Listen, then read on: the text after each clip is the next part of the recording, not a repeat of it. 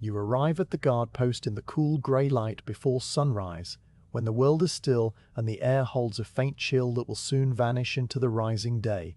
The road stretches away in both directions, a pale ribbon of packed earth and chalky dust that winds through low, rocky hills dotted with thorny shrubs and dry grasses bleached to straw by the long summer. You pause for a moment to let the quiet settle around you, hearing nothing but the soft sound of your own footsteps, ceasing on the hard ground, and then the deeper silence that follows, broken only by the barely perceptible rustle of a small breeze moving through the dry brush on the slopes. The sky overhead is still dark, a deep slate color that holds the last of the night, but to the east there is already a subtle thinning, a hint that the stars are about to begin their slow retreat. You set down the longbow view, unstrung and smooth, leaning it carefully against a low stone that marks the watch point, a stone worn by the hands of other guards who have sat here before you. Beside it, you place the quiver of arrows, each shaft fitted with grey goose feather fletching and a small iron point covered by a leather cap. You hang the water skin from a wooden peg driven into the ground near the stool, its weight a comfortable presence, the leather stitched with a double seam that you have checked many times.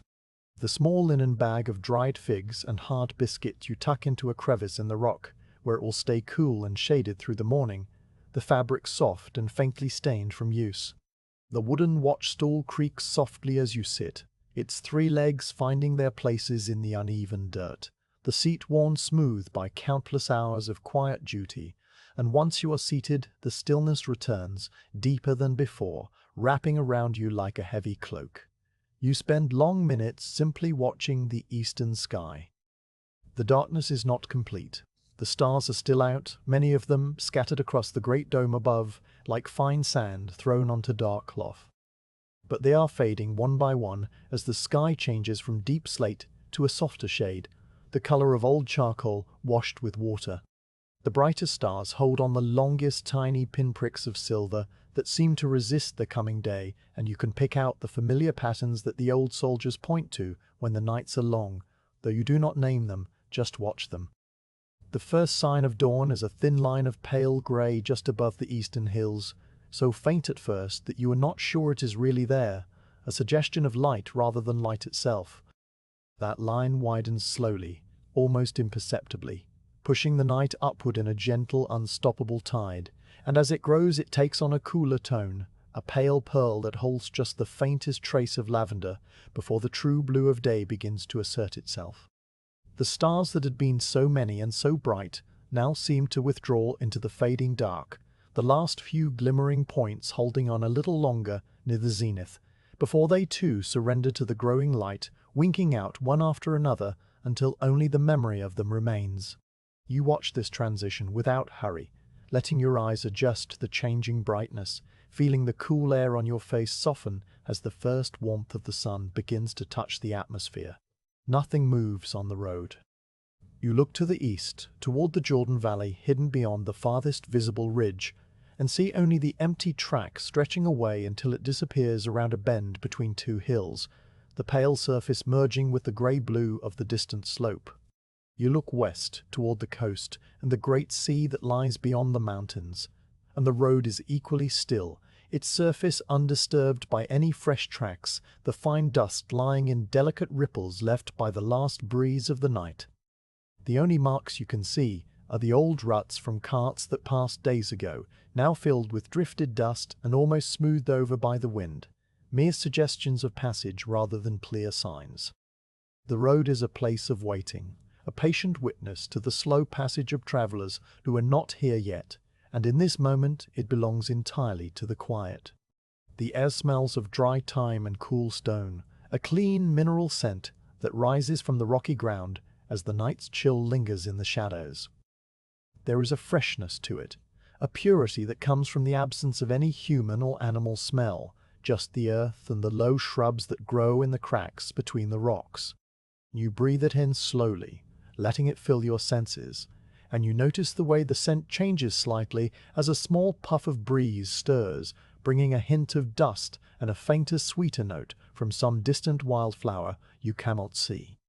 A small lizard, grey and perfectly still, clings to a sun-warmed rock a few paces away, its tiny toes gripping the rough surface, waiting like you for the full warmth of the sun to arrive and chase the coolness from its small body. Its eye is a dark, polished bead that reflects a sliver of the brightening sky. Your task is a simple one: to watch the road for any travelers who might need direction or a brief rest, to note the passage of supply carts bound for the city, and to keep a quiet presence on this stretch of the way. There is no expectation of trouble, no threat to guard against. You are here as a sentinel of patience, a witness to the ordinary movement of the day, a fixed point in the landscape that travelers will see and perhaps nod to as they pass. In the half-light, the distant walls of Jerusalem are visible on the high ridge to the west, a line of pale gold where the first sunlight catches the ancient stone. They are so still and so distant that they might be part of the hill itself, a natural formation worn into shape by time rather than built by hands.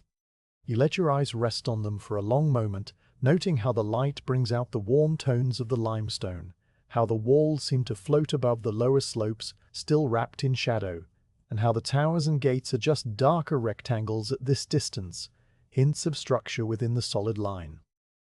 The city is there, a constant presence at the edge of your vision, but it does not call to you. It simply waits on its hill as it has waited for centuries.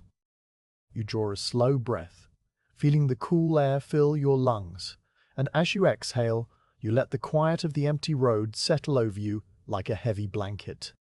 There is no hurry, no urgency to this watch.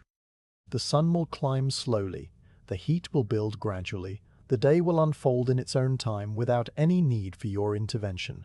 Your watch has begun, and there is nothing to do but wait, to sit and observe the slow turning of the light from dawn to morning and eventually to the long afternoon. As the light strengthens, you notice more details of the landscape that the darkness had hidden, the subtle textures and colors that the full sun will soon flatten into glare, but that now stand out in the soft, angled illumination. The hills on either side of the road are covered with a thin layer of soil, dotted with loose stones of grey and reddish-brown, and among them grow tough, low shrubs with small grey-green leaves and woody stems that twist and tangle into dense thickets. Here and there a patch of dry grass, bleached to a pale straw color by the relentless summer sun, trembles in the faint breeze, its seed heads nodding.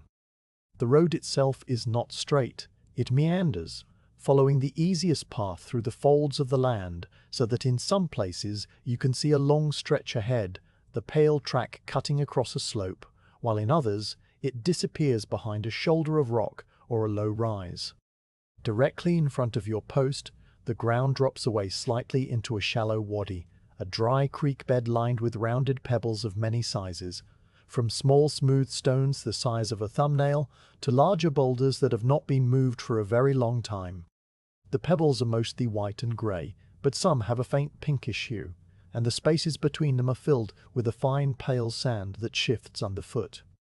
On the far side of the wadi, a single acacia tree stands, its trunk twisted and dark against the brightening sky, its bark rough and fissured, its fine compound leaves creating a dappled shadow that will shift slowly across the ground as the sun moves.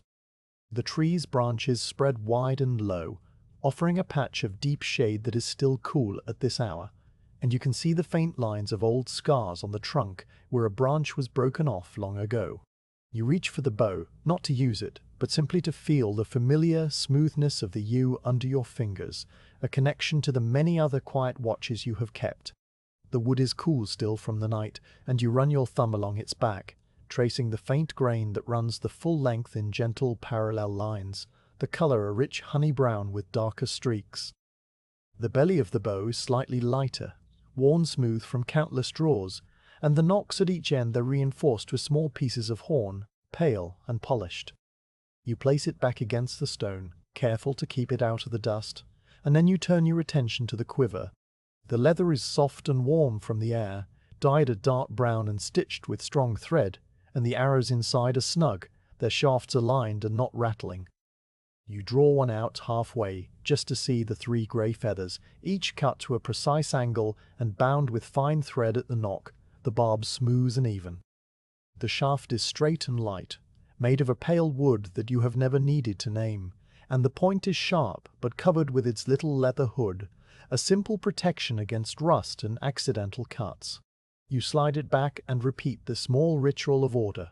the quiet satisfaction of knowing that everything is where it should be, the bow at rest, the quiver secure, the water skin hanging within easy reach,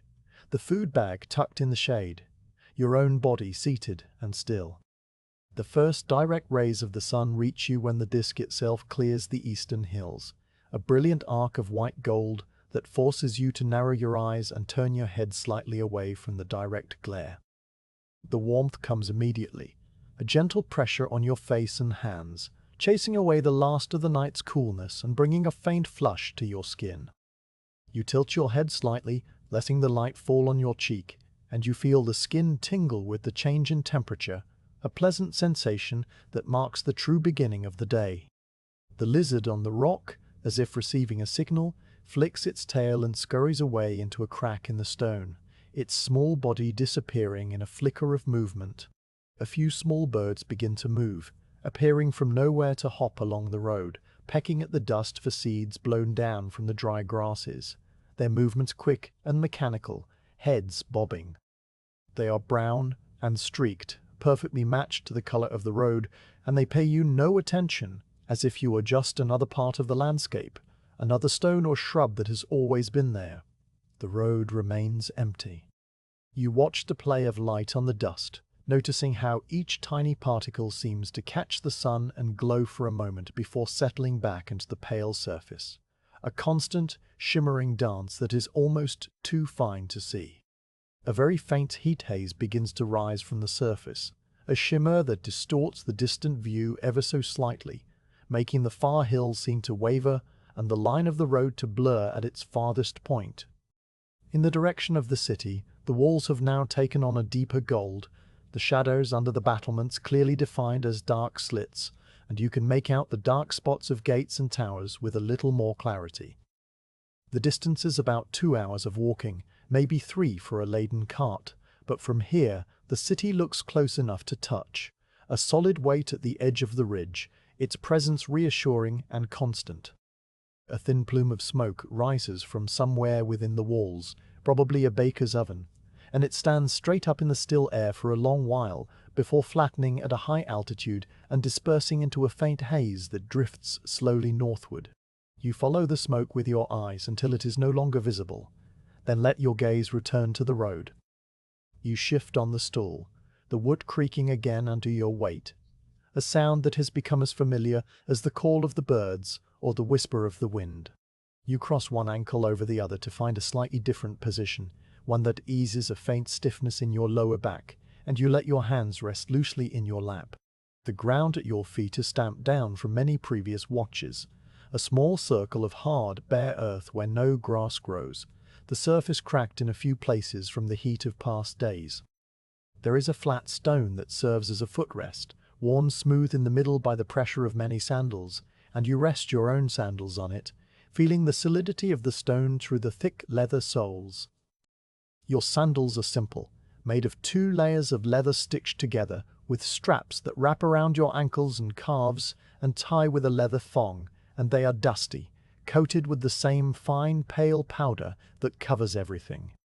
You bend down and brush some of the dust from the straps, an idle motion that passes a few seconds, and you notice that the dust is so fine it almost feels like flour between your fingers, soft and dry and slightly warm. The scent of dry thyme grows stronger as the sun warms the ground, releasing the oils from the crushed leaves of the shrubby plants that grow among the rocks. It is a clean, slightly bitter smell that mingles with the dry, earthy scent of the dust and the faint metallic tang of the stone, a combination that is the essence of this landscape, the smell of a land that has been dry for a very long time. You breathe it in slowly, appreciating the simple sensory texture of the morning, the way the scent fills your nose and seems to settle in the back of your throat. There is no other smell, no smoke from a campfire, no animal musk, no cooking, nothing to suggest human presence beyond your own. Even the distant city is too far for its smells to reach you. It is just a picture on the horizon, a silent and beautiful mirage of stone. You listen, and you hear the soft whisper of the breeze passing over the rocks, a low, continuous sound like a distant sigh that rises and falls without any pattern. Occasionally, a small pebble, dislodged by some invisible shift of temperature or the settling of the ground, clicks down a slope and comes to rest, the sound sharp and isolated in the stillness. Beyond that, silence. Time passes in a way that is hard to measure with any precision. You do not count the minutes. Instead, you watch the slow progress of the shadows, which are the only clock that matters on a watch like this. The shadow of the acacia tree across the wadi has moved noticeably, its edge creeping along the pale stones of the creek bed, now touching a large flat boulder that was fully in the sun just a short while ago. The shadow of the stool itself, a compact dark shape directly beneath you, has stretched out slightly to one side as the sun climbs, the legs casting 3 thin lines that splay outward across the dusty ground. You observe these changes without impatience, simply noting them as a way of marking the morning's passage, a quiet acknowledgement that time is indeed moving forward even though it does not feel that way.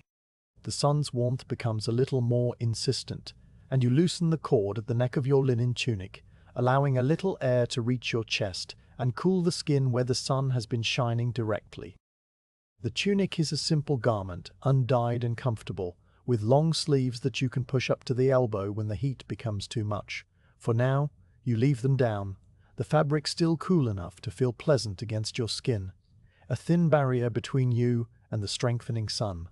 You think briefly about the camp where you will return at the end of the watch, a collection of tents and picket lines in a sheltered valley, a mile to the south, hidden from view by a low ridge. But the thought is a distant one, with no urgency attached to it. You are here, and the camp is there, and the road connects them in a way that will matter only when your relief arrives, a figure you will see walking toward you through the afternoon heat. For now, the road is yours alone, and you sit with it in the quiet companionship of a sentinel, the two of you waiting together for whatever the day will bring, which you know from long experience will be very little. You have done this many times before, on many different roads in many different lands, and the rhythm is always the same: the arrival, the settling in, the long middle hours, the slow turning of the light from cool to warm to hot, the eventual return. There is a deep comfort in that familiarity, a predictability that soothes the mind and allows it to drift into a state of calm awareness, not sleep, but something close to it, a waking rest that fills the empty hours. You take a small sip of water from the skin, unstoppering the wooden plug and tilting the neck carefully so that only a mouthful comes out, not a wasteful gulp. The water is warm but clean, tasting faintly of the leather container, a taste you have grown accustomed to and even find pleasant in its own way. You let it sit in your mouth for a moment before swallowing, feeling it soothe the slight dryness that has begun to settle in your throat from breathing the dusty air. You replace the stopper, pressing it firmly into the neck, and hang the skin back on its peg, where it swings gently for a moment before coming to rest. The figs and biscuit can wait until midday. You are not hungry yet, your stomach still quiet from the night's rest. Your body feels heavy and still, as if you're becoming part of the stool and the stone, merging with the landscape through sheer lack of movement, and the sensation is not unpleasant, but rather deeply calming. Your eyelids are not heavy. You are not sleepy, but there is a pleasant drowsiness to the whole scene, a soft focus that makes the edges of things seem slightly blurred and less defined than they were an hour ago. You allow your gaze to soften, not staring at anything in particular, just resting your eyes on the middle distance where the road meets the sky in a shimmering line of pale dust and blue air. A small puff of breeze stirs the dust on the road, lifting a thin veil that drifts a few feet along the surface before settling again in a new pattern of tiny ripples, erasing the faint bird tracks that were there a moment ago. The breeze reaches your face and feels cool against your forehead, a brief relief from the growing warmth, and then it passes, leaving the air still once more. The birds have moved further down the road, 3 small brown shapes hopping in and out of the thin shadow cast by a large stone, their movements unhurried. You watch them without following their every move, aware of their presence as part of the whole scene, a small note in the larger composition of the morning. The sky is now a clear, pale blue from horizon to horizon, with only a few high thin clouds that seem to be painted on. So still are they. They stretch in long feathered lines from the direction of the sea, their edges soft and diffused, promising no rain, just decoration for the great dome overhead. The sun, a white gold disk, continues its slow climb, and the heat begins to build in earnest, though it is not yet uncomfortable. The city walls on the ridge have changed again. Now they are a bright, almost white gold, the sun fully illuminating their entire length, so that every course of stone stands out in sharp relief. You can see the individual stones if you squint, the joints between them dark lines. The crenellations a regular pattern of light and shadow like the teeth of a comb. Below the walls, the slope is dotted with olive trees, their silvery green canopies catching the light in 1,000 tiny flickers as the breeze stirs the leaves, a constant, gentle shimmer that is beautiful to watch.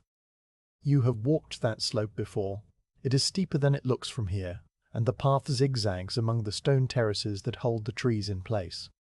From this distance, the terraces are invisible, just a texture of grey-green against the brown of the hill, but you know they are there, built by hands long ago. You rest your hands on your knees, palms down, feeling the rough weave of the linen under your fingers, the slight ridges of the threads creating a familiar tactile landscape. The stool creaks again as you adjust your weight, and you settle into a new position, one that will be comfortable for the next long while. Your spine straight but relaxed, your shoulders dropped, your breathing slow and even. The sun is now fully above the hills, and the day has truly begun. The cool grey dawn is a memory, the air warming steadily, the shadows continuing their slow retreat toward the bases of the rocks and shrubs that cast them. You know that soon the heat will be a heavy presence pressing down on the landscape, but for now the balance is still pleasant, the warmth welcome rather than oppressive. You take another slow breath, exhale softly, and let your gaze travel once more along the empty road. The distant city waits on its ridge, the hills stand quiet, the acacia tree casts its moving shadow, and you sit still among all of it.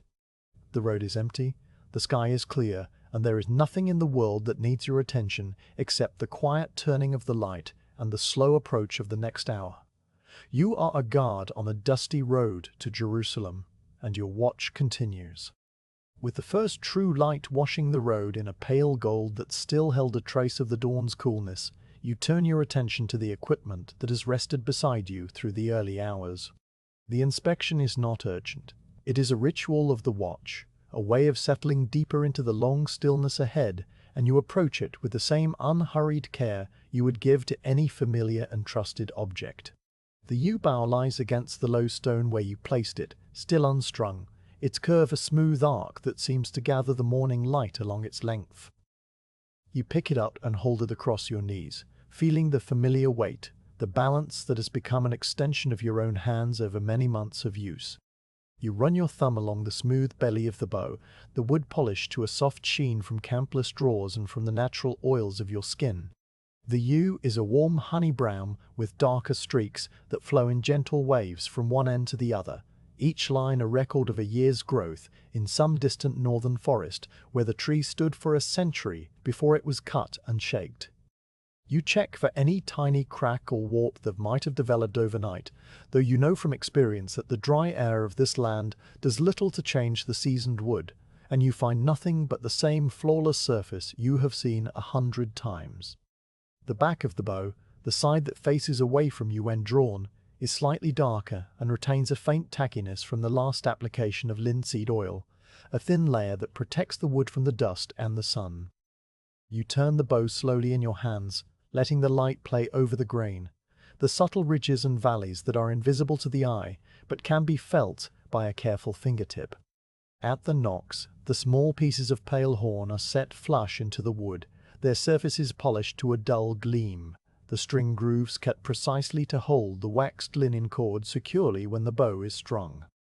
The waxed linen string is coiled neatly in your belt pouch, and you draw it out now, a tight loop of pale cord that feels slightly stiff from the cool morning air. You uncoil it slowly, letting it fall to its full length between your hands, a thin and strong line that is barely thicker than a stem of dry grass. You run it through your fingers from one looped end to the other, checking for any frayed fibers or thin spots where the tension might cause a break. The string is in good condition, the wax still filling the tiny spaces between the twisted strands, making the surface smooth and slightly tacky to the touch. You take the lump of beeswax from your pouch, a small piece about the size of a walnut that has been softened by the warmth of your body, its surface imprinted with the marks of your fingers.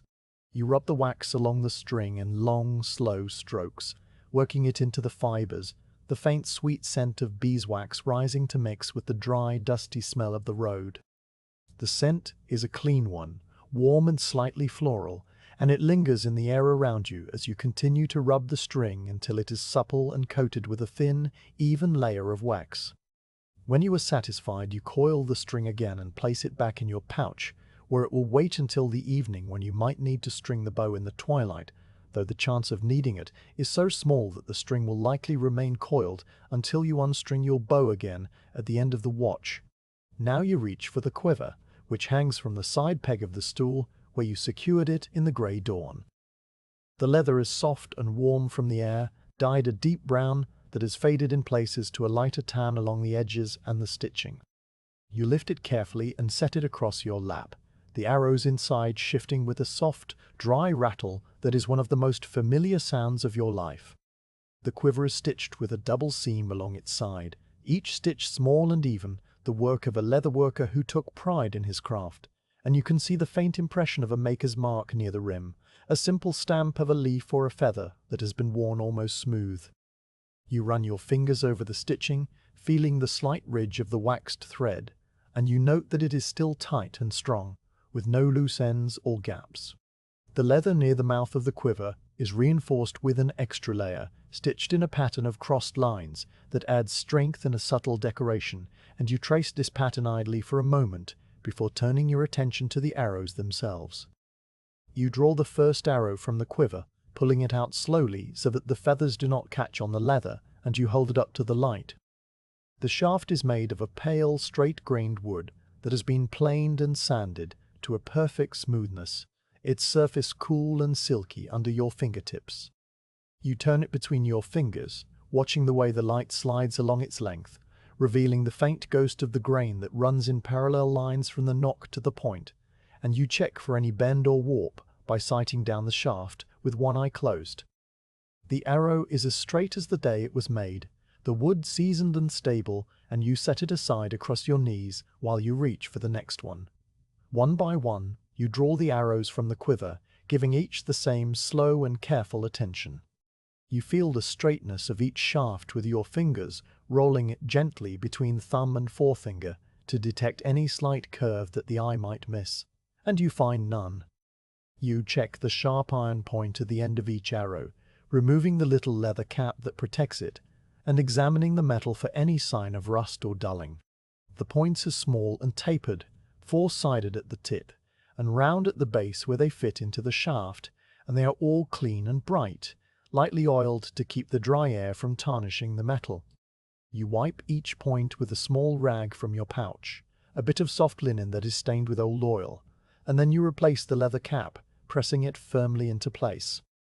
The caps fit snugly, their insides molded by the points they have protected for so long, and you note with quiet satisfaction that not a single one is loose or missing. The 3 split feathers at the back of each arrow require their own inspection, and you give it with the same patient care. You smooth the grey goose feathers with your fingers, feeling the individual barbs that are held together by the natural interlocking of their tiny hooks, and you check that none of the barbs have separated or broken. The feathers are cut to a precise angle, each one spiraling gently around the shaft so that the arrow will spin in flight, and they are bound at both ends with fine thread of a slightly darker grey that blends with the feather colour.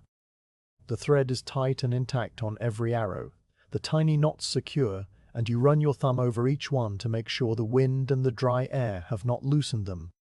The fleshing is a beautiful thing when you stop to look at it closely, the way the 3 feathers are perfectly spaced, each one exactly a third of the way around the shaft, their edges smooth and even. The grey colour is not uniform. Each feather has a subtle pattern of lighter and darker bands, like the grain of the wood itself, and they catch the light with a soft silvery sheen that is pleasant to look at.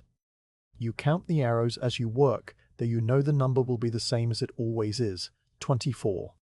You count them in a low murmur, a habit from the training days when an archer was taught to know his quiver as well as he knew his own hands, to be able to tell in the dark or in the chaos of a crowded camp how many shafts remained.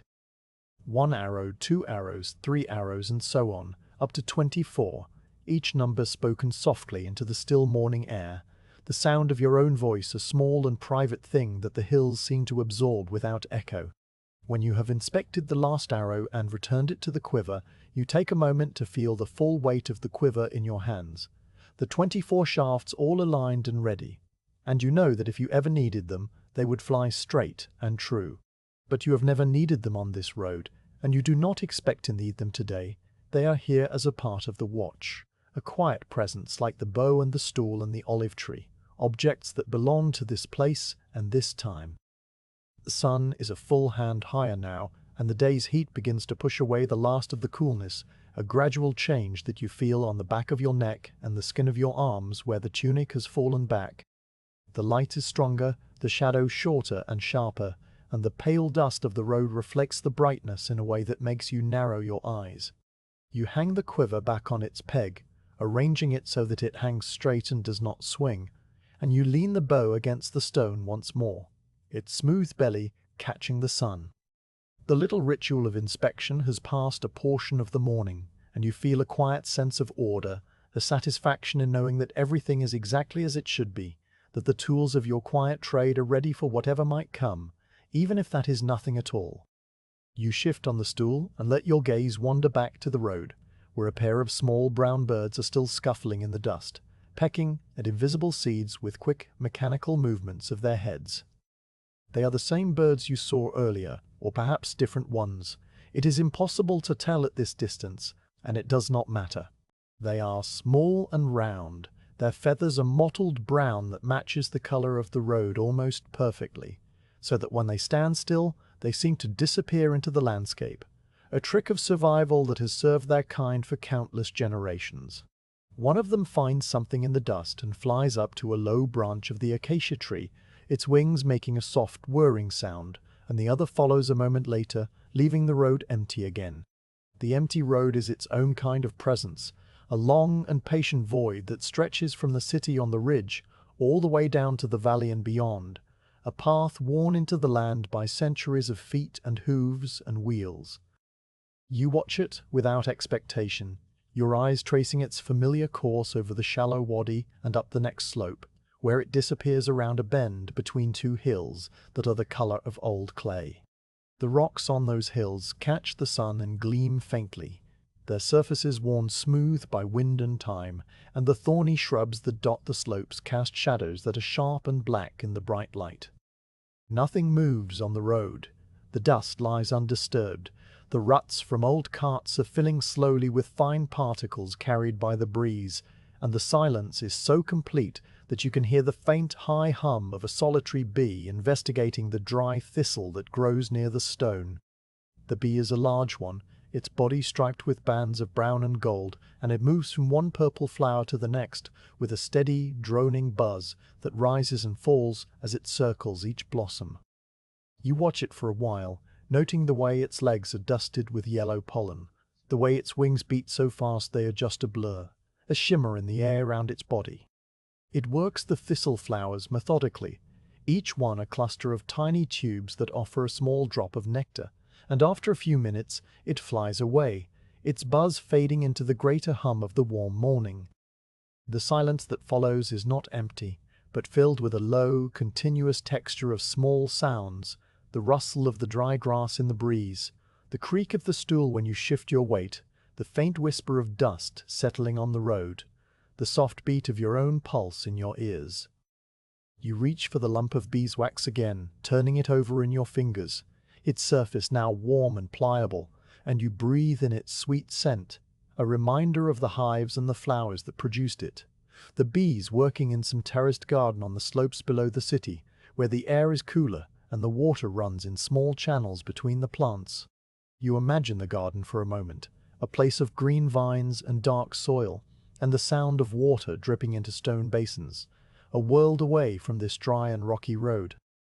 The thought passes gently through your mind and drifts away, and you return to the present, to the stool and the stone and the dust that is now warm under the climbing sun.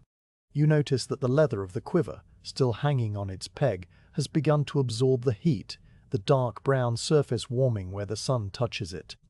You reach over and turn it slightly so that the sun strikes it evenly on both sides, a small adjustment that ensures it will not become too hot on one side and potentially dry out the leather. The care of your equipment is a form of attention that fills the empty hours, a quiet dialogue between you and the objects that serve you, and you find comfort in it. The bow, the string, the arrows, the quiver, the water skin, the food bag. Each one is a small world of its own, with a history and a texture and a purpose, and by tending to them, you are tending to yourself, maintaining the order that makes the long watch not just bearable, but strangely peaceful. You take another sip of water, the warm liquid sliding down your throat and leaving a faint taste of leather, and you rest the water skin back on its peg. The day is now well into the morning, the sun a brilliant white disk in a sky that has turned a deeper blue, the heat a steady pressure on your shoulders and the top of your head, where the linen hood offers thin protection. You push the hood back slightly so that your forehead is exposed to the air, and you feel the slight breeze that has begun to stir from the east, a dry wind that carries the smell of the desert beyond the Jordan Valley, a scent of vast open spaces and stone baked for millennia under the sun. It is a clean and ancient smell, and you breathe it in with the same calm acceptance that you give to everything on this road. The acacia tree across the wadi has now cast its shadow well to the west, a dark pool of shade that creeps across the pale pebbles, and within that shade the temperature is noticeably cooler, a fact you know from having walked over there on other long watches. You might walk over there later, when the sun is at its highest and the heat becomes a weight that presses down from above and reflects up from the ground, but for now you stay on the stool, watching the road, feeling the bow at your side and the quiver at your back, and letting the time pass in its slow and steady current. There is no reason to hurry, no event that you are waiting for, just the slow rotation of the earth, and the corresponding slow movement of the shadows, which is the only clock that matters here. Your hands, now idle, rest on your knees, and you feel the rough weave of the tunic under your palms, the same texture that you have felt 1,000 times. The linen is warm from the sun, and you can feel the individual threads, the slight ridges and the softness that comes from many washings and long use. The tunic is a pale beige, the color of the dust, and it has a few small stains that will never wash out, marks of past watches and past meals, each one a small memory that you no longer consciously recall. The sleeves are loose and comfortable, and you push them up a little higher on your forearms, feeling the air on your skin. The sun has brought a faint sheen of sweat to your arms, and you wipe it away with the hem of the tunic, the motion automatic and unhurried. You look again at the quiver and the arrows, their grey feathers, a soft contrast to the brown leather, and you think about the hands that made them, the fletcher who split the feathers and bound them with thread, the smith who forged the small iron points, the bowyer who shaped the yew. Those hands are somewhere far away now, in a village or a town that you have never seen, and their work has travelled across seas and deserts to end up here on a dusty road in the hills of this ancient land, resting against a stone while you sit and watch the morning pass. It is a thought that drifts through your mind without leaving any mark, a quiet observation that is simply part of the long, slow process of being still, of letting the mind wander where it will while the body remains fixed. The birds have returned to the road, 3 or 4 of them now, hopping in and out of the thin shade of a large rock that juts from the slope on the far side. Their movements are quick and alert, their heads cocking to one side and then the other as they listen for the sound of insects in the dust. You watch them with the same detached attention that you give to everything else, noting the way their feathers fluff out when a puff of wind catches them, the way they scatter and then regroup, their small lives playing out in the margin of your watch. They are a part of this place, as much as the stones and the dust and the acacia tree, and you feel a quiet kinship with them, two kinds of creature waiting out the heat of the day in their own ways. The sun climbs a little higher and the heat intensifies, a dry and enveloping warmth that seems to press down from all sides. You can feel it on the top of your head, on your shoulders, on the backs of your hands, a steady reminder of the power of the day. The road shimmers in the distance, a wavering line of mirage that makes the far hills seem to float, and the city walls have become a hazy outline of pale stone, the details softened by the heat. You know that in a few hours the sun will be directly overhead and the shade will shrink to almost nothing, but for now there is still a sliver of coolness under the olive tree, a place where the ground is darker and the air holds a trace of the night. You will move the stalled air soon, following the shadow as it retreats, but you are not ready to move yet. You are still in the quiet aftermath of the inspection, the satisfaction of order still fresh in your mind, and the road is still empty, and the sky is still clear, and there is no reason to do anything but sit and breathe and let the time flow past like the slow and untroubled current of a wide river. A faint creak and a plume of fine dust appear far down the eastern stretch of road, rising from the direction of the Jordan Valley, where the land drops away into a deeper heat and the air is thicker with the smell of distant water. You notice it first as a small smudge against the pale hills, a thin brown haze that drifts upward and then settles, and for a long while it is just that, a mark on the horizon that might be a dust devil or a gust of wind stirring the dry surface. You watch it without shifting your position, your hands still resting on your knees, your breathing slow and even, and you let your eyes rest on that distant point while the rest of the landscape remains still around you. The smudge grows gradually, and as it does, it takes on a shape and a direction, moving along the road with a slowness that suggests weight and patience. The sun is higher now, the morning fully settled into its steady warmth, and the light on the eastern hills is bright and flat, bleaching the color from the slopes so that the dust plume stands out as a soft brown column. You follow its progress with the same calm attention you would give to a cloud crossing the sky, aware that it is approaching but in no hurry for it to arrive. The road is long, and the distance between the first sighting and the moment the cart will pass your post is measured not in minutes, but in the slow turning of the shadows and the gradual warming of the stone beside you. After a time, the plume resolves into a more definite shape, and you can make out the dark dot of the cart itself, a small rectangle that seems to float above the shimmering surface of the road. A second dot, smaller and moving alongside, is the driver, and a third, larger and slower, is the ox, its pale hide catching the sun. They are still far away, far enough that you cannot hear the creak of the wheels or the clop of hooves, but you know those sounds are coming, carried on the still air across the open ground. You reach for the water skin and take a small sip, wetting your mouth, and then you settle back on the stool to wait, watching the slow approach with the same patience that the cart itself seems to embody. The ox is the first thing you can truly see as the distance closes, a large beast with curved horns that are pale and ridged, their tips worn smooth by age. Its hide is a weathered grey-brown, the color of old wood, and it moves with a steady, rhythmic gait that does not change, its great head lowered slightly as it pulls.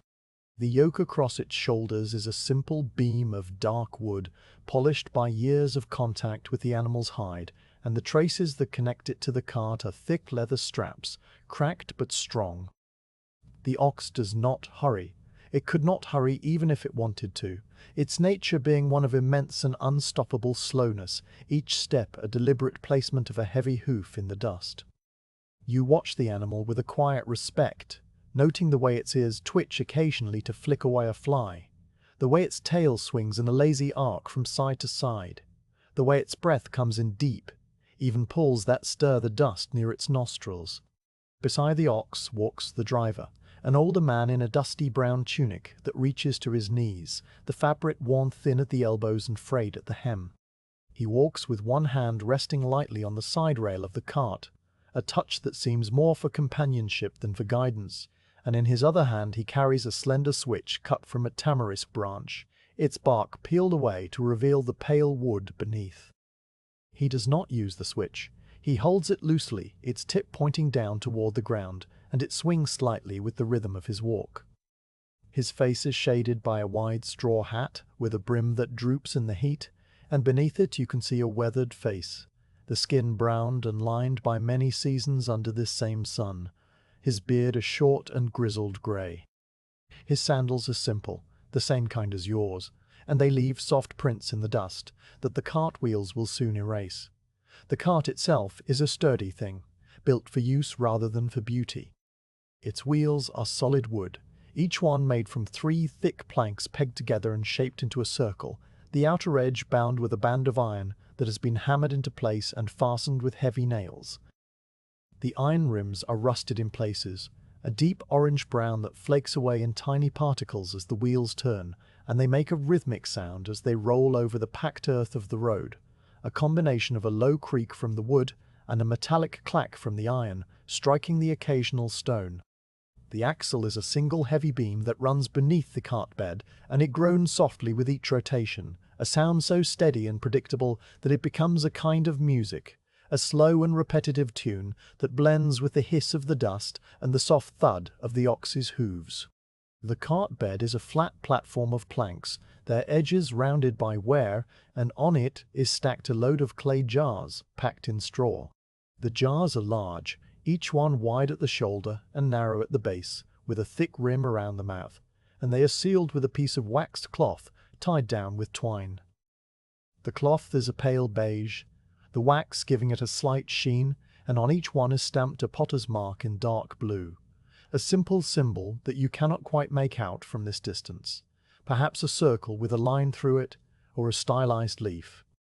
The straw that cushions them is golden and dry, spilling over the sides of the cart in small tufts that tremble with the movement. As the cart draws nearer, the sounds become clearer and more distinct, each one separating from the general noise of approach. The creak of the wood is not a single note, but a complex sound that shifts slightly with every turn of the wheels, a low groan from the axle, and a higher, sharper complaint from the joints of the cart bed. The iron rims make a steady clack-clack-clack on the harder patches of road, and a softer shushing sound when they roll over the deeper dust. The ox's hooves are muffled thuds, heavy and slow, and you can now hear the animal's breathing, a deep and rhythmic huff that matches the pace of its walk. The driver's footsteps are light by comparison, a soft scuff of leather on dirt, and every now and then he murmurs something to the ox, a low sound that you cannot make out as words, but that carries a tone of quiet encouragement. The whole assembly moves at a pace that seems to belong to another age, a speed measured by the patience of the ox and the weight of the jars and the heat of the day. When the cart is close enough that you could reach out and touch the wheel if you stood, the driver raises his head slightly and meets your eyes. His face is calm and tired in a way that speaks of long miles and early starts. The dust of the road settled into the lines around his eyes and mouth. He does not stop. The ox continues its steady plod, and the cart continues its creaking progress, but he slows his pace just a fraction, enough to nod to you, a small dip of the head that is both greeting and acknowledgement. You nod back, a slow and easy motion that requires no words, and the two of you share a moment of quiet recognition, the bond of travelers on a long road. He murmurs a quiet greeting about the heat, his voice a low rumble that matches the general quietness of the scene, and you respond with something equally simple and soft, a few words about the long morning and the empty road. Neither of you expects a conversation. The exchange is enough, a small piece of human contact in the vast silence of the hills. You take in the details of the cart as it passes you, the grain of the wood in the wheels, the way the iron rims have worn a groove into the stone at the side of the road where many carts have passed before, the faint smell of the clay jars, which is a clean and earthy scent, like wet pottery left to dry in the sun. The straw rustles softly as the cart jolts over a small stone, and the jars shift slightly in their beds, the waxed cloth catching the light. The potter's mark is clearer now. A blue stamp that you can see is a simple amphora shape, the symbol of a workshop somewhere in the city or in a village on the far side of the hills. You wonder briefly what is inside the jars: olive oil, perhaps, or wine, or grain, something that will be unloaded in the market near the gates and sold to the people who live within the walls. The thought drifts through your mind like a leaf on water, touching the surface and then floating away, leaving no trace. The driver does not look back. He walks on, his hand still resting on the side rail, his switch still unused, his hat shading his face from the sun that is now well above the hills. The ox plods forward with the same unchanging rhythm, its tail swinging, its ears twitching, its great body moving with a slow and patient strength that has carried it over many miles and will carry it over many more. You watch them go, the cart and the ox and the driver, as they continue along the road toward the city, the distance swallowing them inch by inch. The sound of the cart lingers for a long time after the image has begun to shrink.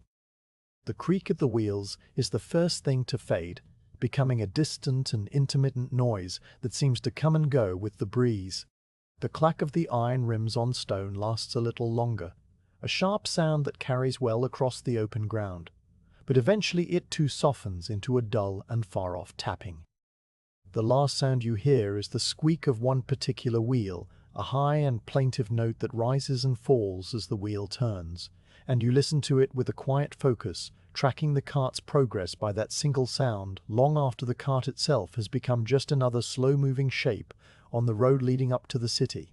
Even when the shape is too small to distinguish from the rocks and the shrubs, the squeak remains, a tiny thread of sound connecting you to the traveler, and then it too fades, absorbed by the immense silence of the hills. The road is empty again, the dust disturbed by the cart wheels now settling back into its soft patterns, the tracks left behind already beginning to fill with fine particles blown by the breeze.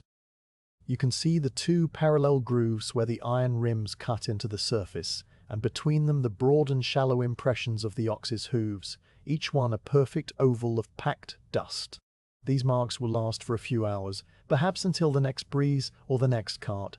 and then they will be gone, erased by the same patient forces that erase everything on this road.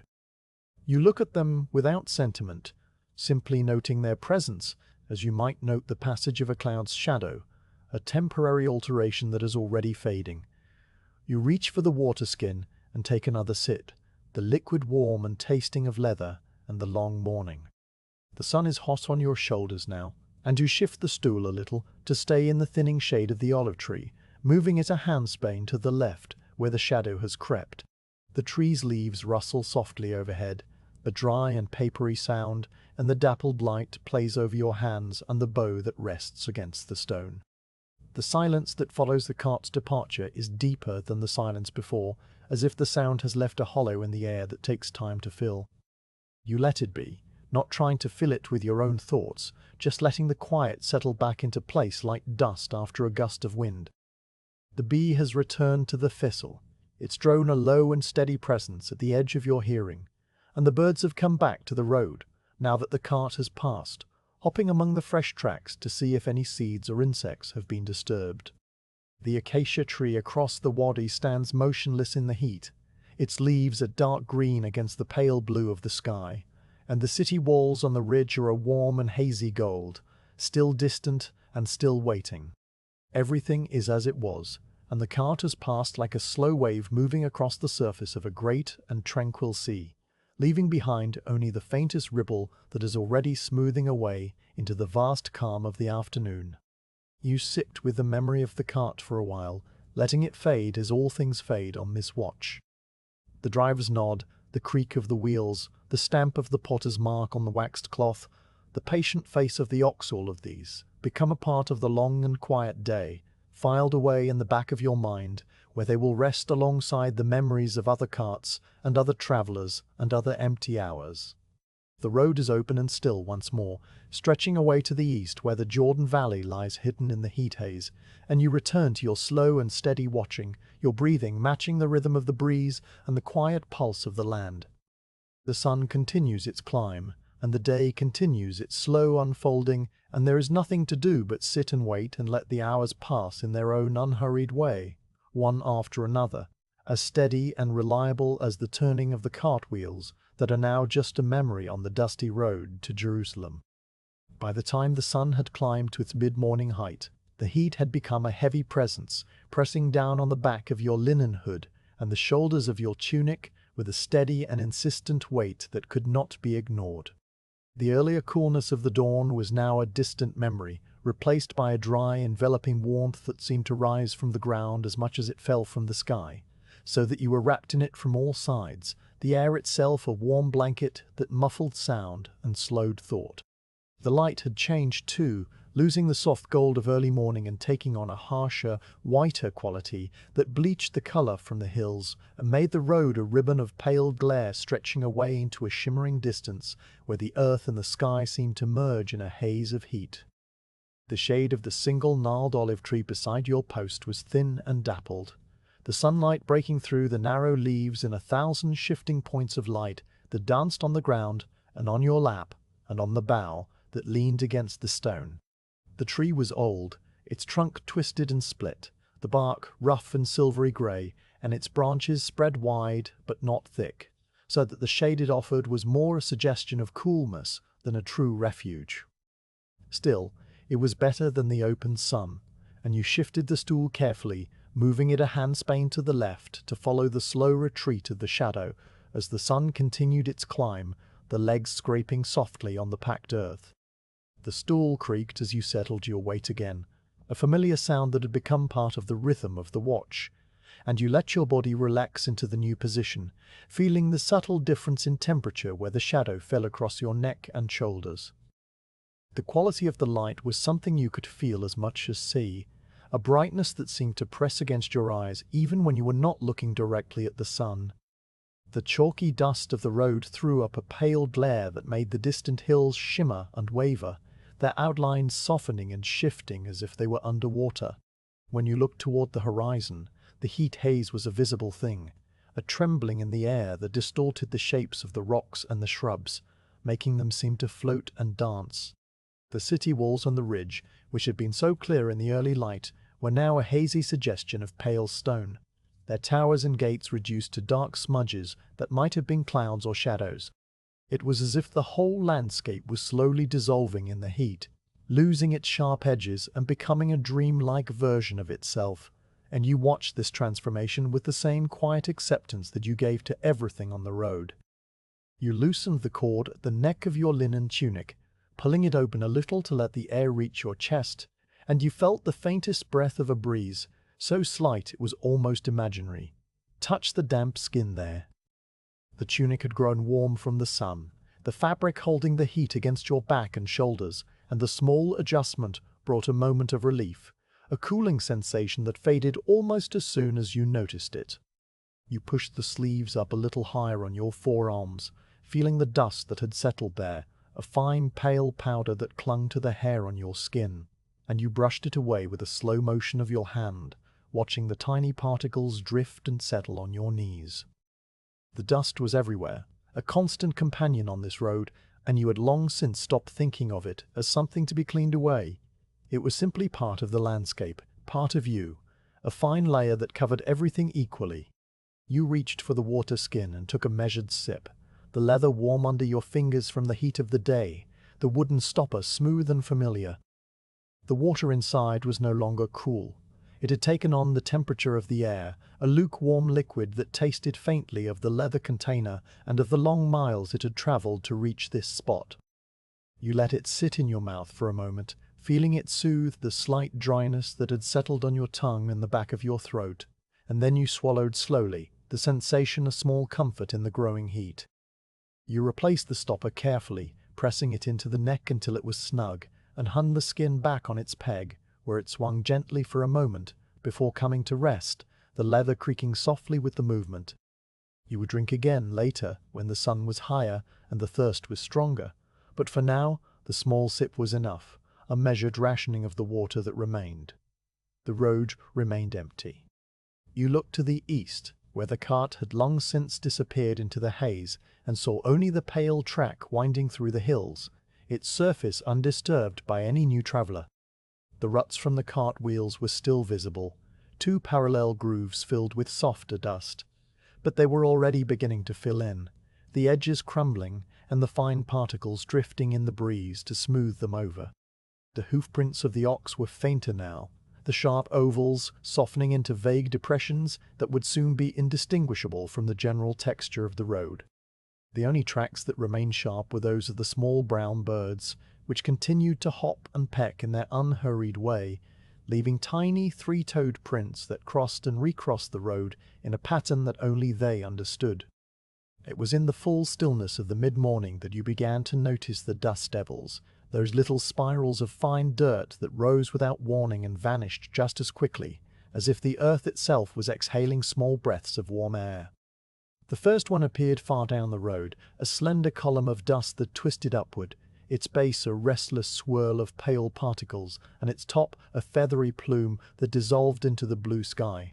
It moved across the road with a strange, sinuous grace, dancing over the ruts and stones as if it were a living thing, and you watched it with a quiet fascination, noting how it gathered strength for a moment before collapsing in on itself and disappearing, leaving no trace except a faint settling of dust where it had been.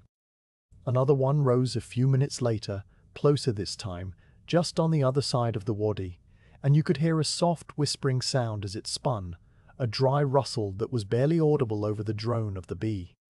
It crossed the dry creek bed, stirring the pebbles and the sand, and then it too collapsed, its brief life over in a handful of seconds.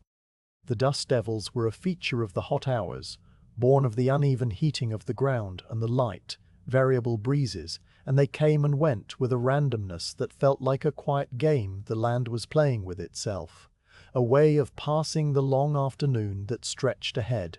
As you sat and watched the empty road and the dancing dust, you became aware of your own pulse, a slow and steady thud that you could feel in your temples and in the soft hollow of your throat. You did not count the beats consciously at first, but as the silence deepened and the heat pressed down, you found your attention turning inward, to the quiet rhythm of your own body. You rested your fingers lightly on the inside of your wrist, feeling the blood moving under the skin, a gentle and persistent throb that was the most basic measure of time. You counted the beats for a while, letting the numbers drift through your mind without attaching any importance to them, 1, 2, 3, 4, up to 20, and then starting again, a simple repetition that was as calming as the creak of the stool or the drone of the bee.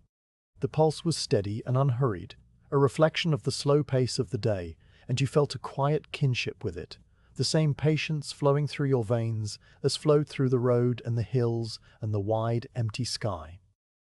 The only sounds that reached you now were the low drone of the solitary bee and, occasionally, the faint, far-off call of a bird of prey.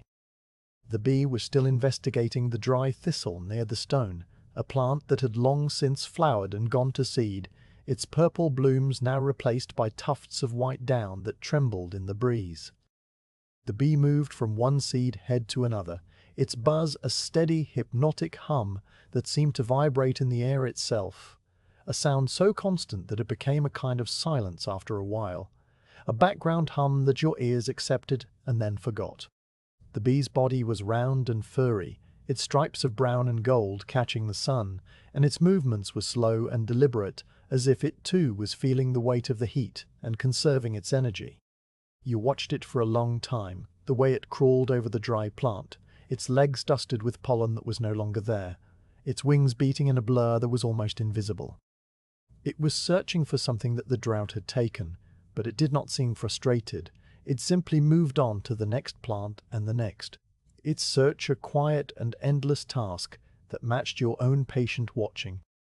High above, so high that it was just a dark speck against the pale blue, a bird of prey circled on a column of rising warm air, its wings outstretched and motionless, the very tips of its primary feathers spread like fingers to catch the slightest lift. It was a large bird, perhaps a buzzard or an eagle, and it rode the thermal with an effortless grace, spiraling upward in slow, wide circles without a single flap of its wings. Its shadow, when the sun was at the right angle, swept across the road in a swift, dark shape that moved over the dust and the stones and the thorny shrubs, a silent ghost that crossed the landscape and then swept up the slope of the nearest hill, shrinking as the bird climbed higher. You watched the bird for a while, your eyes following its lazy circles, and you felt a small sense of shared stillness. The bird and you both suspended in the hot air, waiting for something that neither of you could name. The bird's call came down to you occasionally, a thin, high sound that was more a whistle than a cry, a single note that hung in the air and then faded, and it was so distant that it seemed to come from another world entirely, a world above the heat and the dust where the air was cool and the wind was strong. The sun continued its slow, relentless climb, and the shade beneath the olive tree shrank further, the dappled patches of light growing larger, and the dark patches growing smaller, until you were sitting in a mosaic of brightness and shadow that shifted with every breath of wind. The leaves of the olive tree were narrow and silvery green on the underside, and when the breeze stirred them, they flipped and turned, catching the light in 1,000 tiny flashes that were beautiful to watch, but did nothing to cool the air. The trunk of the tree was warm to the touch, the bark absorbing the sun's heat and radiating it back slowly, so that even the shade had a faint warmth to it, a residual heat that reminded you that there was no true escape from the day. You shifted the stool again, moving it another handspan to follow the retreating shadow, and you settled into the new position with a soft sigh, your body heavy and slow, your mind drifting in the heat like the dust devils on the road.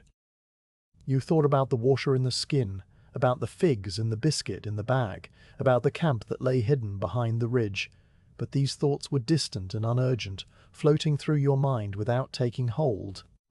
The heat had a way of slowing everything down, of making even thoughts feel heavy and languid, and you let them drift, not holding on to any of them for long. The present moment was enough. The weight of the sun, the creak of the stool, the drone of the bee, the slow thud of your pulse, the empty road stretching away into the shimmering haze. You closed your eyes for a moment, just to rest them from the glare, and the darkness behind your eyelids was a soft, warm red, the color of the sun shining through your skin. You could still hear the bee and the distant bird and the faint rustle of the olive leaves, and you let these sounds wash over you, a quiet lullaby that asked nothing of you, that demanded no attention, that simply existed as you existed, part of the long and drowsy morning on the road to Jerusalem. When you opened your eyes again, nothing had changed. The road was still empty, the hills still shimmered, the city walls still floated on their ridge of heat haze, and the sun still pressed its heavy hand upon the land, a weight that would only grow heavier as the day wore on. The sun reached its highest point and seemed to pause there, balanced at the top of the sky like a great golden coin laid flat against a dome of faded blue, and with that pause came a stillness so complete that the whole world appeared to hold its breath. The light was no longer simply bright. It was a bleaching force that stripped the color from everything it touched, turning the stones along the road from their usual gray and reddish brown to a uniform pale bone white, the thorny shrubs to dusty silver-green ghosts of themselves, and even the blue of the sky to a hazy whitish blue near the horizon, a color that was almost not a color at all, but rather the absence of depth. The heat at this hour was not a thing that came and went with the breeze. It was a solid presence, a weight that pressed down from above and radiated up from the ground, so that you were held in a warm vise between the two, unable to escape into any true coolness, no matter where you shifted the stool. The shade of the olive tree had shrunk to a small, tight circle directly beneath the trunk, a patch of relative darkness that was barely larger than your own body, and within it the temperature was only slightly less than the full sun, the air itself feeling thick and slow, as if it had been warmed in an oven and then poured over the landscape. All movement on the road had ceased, not gradually, but as if some unseen signal had been given. The small brown birds that had spent the morning hopping and pecking in the dust had retreated to the deep shade of the acacia tree across the wadi, where they sat in a row on a low branch, their beaks slightly open, their feathers fluffed out to let the air circulate against their skin. The bee had vanished, its drone replaced by a silence so profound that you could hear the soft settling of dust particles on the stone beside you, a faint and continuous whisper that was almost below the threshold of hearing. Even the breeze, which had been a sporadic visitor all morning, had died away entirely, leaving the air as still as water in a deep well, and the leaves of the olive tree hung motionless from their stems, their silvery undersides exposed in random patches where they had been turned by the last puff of wind, frozen in place like the hands of a stopped clock. The only thing that moved in the whole vast landscape was the heat haze itself, a shimmering distortion that rose from the road in silent waves, making the distant hills seem to breathe with a slow and ghostly rhythm. It was in this great pause that you turned to your midday meal, not from any sharp hunger, but from the quiet habit of the watch, the body's slow clock reminding you that the sun was at its peak and the time for eating had arrived. You reached into the crevice in the rock where you had tucked the small linen bag, the fabric now warm and soft from the heat of the stone, and you drew it out carefully, loosening the drawstring with fingers that moved slowly in the heavy air. The bag was a simple thing, undyed and unadorned, with a few faint stains from the oils of past meals, and its contents were as simple as its appearance. A handful of dried figs, their skins wrinkled and dark, and a piece of hard biscuit that was the color of pale sand. You set the bag on your knee and took out one of the figs, holding it between your thumb and forefinger, feeling its slight give when you pressed it, the way the skin creased and held its shape. The fig was small and round, its surface dusted with a fine white bloom of natural sugar that had risen to the surface during the drying process, and it was warm from the bag, the heat having softened it just enough to make it pleasantly yielding. You brought the fig to your mouth and bit into it slowly, your teeth sinking through the leathery skin into the dense, sweet flesh beneath. The texture was chewy and slightly grainy, the tiny seeds inside the fruit crunching softly between your teeth, with a sound that was barely audible, a faint crackle like the rustle of dry grass, and you chewed with a slow, deliberate rhythm, letting the sweetness spread across your tongue. The taste was deep and concentrated, all the flavor of a fresh fig reduced by the sun into a rich, honeyed intensity that lingered long after you swallowed, and you closed your eyes for a moment to focus on it, letting the sensation fill your awareness. You took another bite, then another, each one measured and unhurried, until the fig was gone and only the memory of its sweetness remained. You did not rush to the next one. Instead, you sat for a while with your hands resting on your knees, the taste still in your mouth, the quiet still wrapped around you like a cloak. When you were ready, you reached into the bag again and took out a piece of the hard biscuit. It was a flat rectangle about the size of your palm, its surface pocked with tiny holes where air bubbles had formed during baking, and it was so hard that you could not bite into it directly without risking a tooth. Instead, you broke it into small fragments, using the heel of your hand against the stone beside you, the biscuit cracking with a dry, sharp sound that seemed startlingly loud in the immense silence. The fragments were irregular in shape, some as small as a fingernail and others a little larger, and you gathered them carefully in your palm, feeling their rough edges and the fine dust of crumbs that came away on your skin. You placed one fragment on your tongue and let it sit there, allowing the moisture in your mouth to soften it gradually, the biscuit dissolving from a hard, gritty lump into a soft, paste-like consistency that tasted faintly of wheat and salt. The process was slow, the biscuit taking a long time to break down, and you moved it around your mouth with your tongue, feeling the texture change, the edges smoothing, the dense center yielding bit by bit. When it was soft enough, you chewed it gently and swallowed, the taste a simple and grounding thing, the kind of sustenance that asked nothing of you and gave just enough in return. You ate the fragments one by one, each one taking its own time to soften on your tongue, and between each piece you paused, letting the quiet reassert itself. The meal was not a hurried affair. It was a ritual that unfolded at the same slow pace as everything else on this watch, each bite a small event in the vast emptiness of the midday pause. After the biscuit, you ate a second dried fig, this one slightly larger than the first, its skin a deeper brown and its flesh even sweeter, and you chewed it with the same slow attention, the seeds crunching softly, the flavor filling your mouth. When it was done, you took another measured drink of water from the skin, the warm liquid washing away the last of the sweetness and leaving a clean, neutral taste, and then you stoppered the skin again and tucked the now lighter bag back into its crevice in the rock, the drawstring pulled tight. you sat back on the stool and let your gaze drift across the road, which was now so bright with reflected light that it was almost painful to look at directly. The surface of the road, seen up close, was a study in textures that the softer light of morning had hidden, and you found yourself noticing the fine details with a kind of drowsy fascination. The pale dust, which from a distance looked smooth and uniform, was actually composed of countless tiny particles of varying sizes, from grains as fine as flour to slightly larger specks that caught the light and sparkled briefly before settling. These particles had been sculpted by the morning breezes into delicate patterns that looked like rippled sand on a beach or the surface of a shallow stream, tiny ridges and valleys that ran in parallel lines across the road, their crests soft and rounded, their troughs filled with darker dust that the wind had not been able to lift. The patterns changed subtly from one patch of road to another near the edge, where the ground was slightly raised. The ripples were tighter and more regular, while in the center, where the cartwheels had passed, they were disturbed and broken, crossed by the straight lines of the ruts. Those ruts from the ox cart of the morning were still there, two long parallel grooves that cut through the dust ripples like the tracks of a slow-moving river through a desert, and they already seemed ancient in the heat, as if they had been baked into the road for years rather than hours.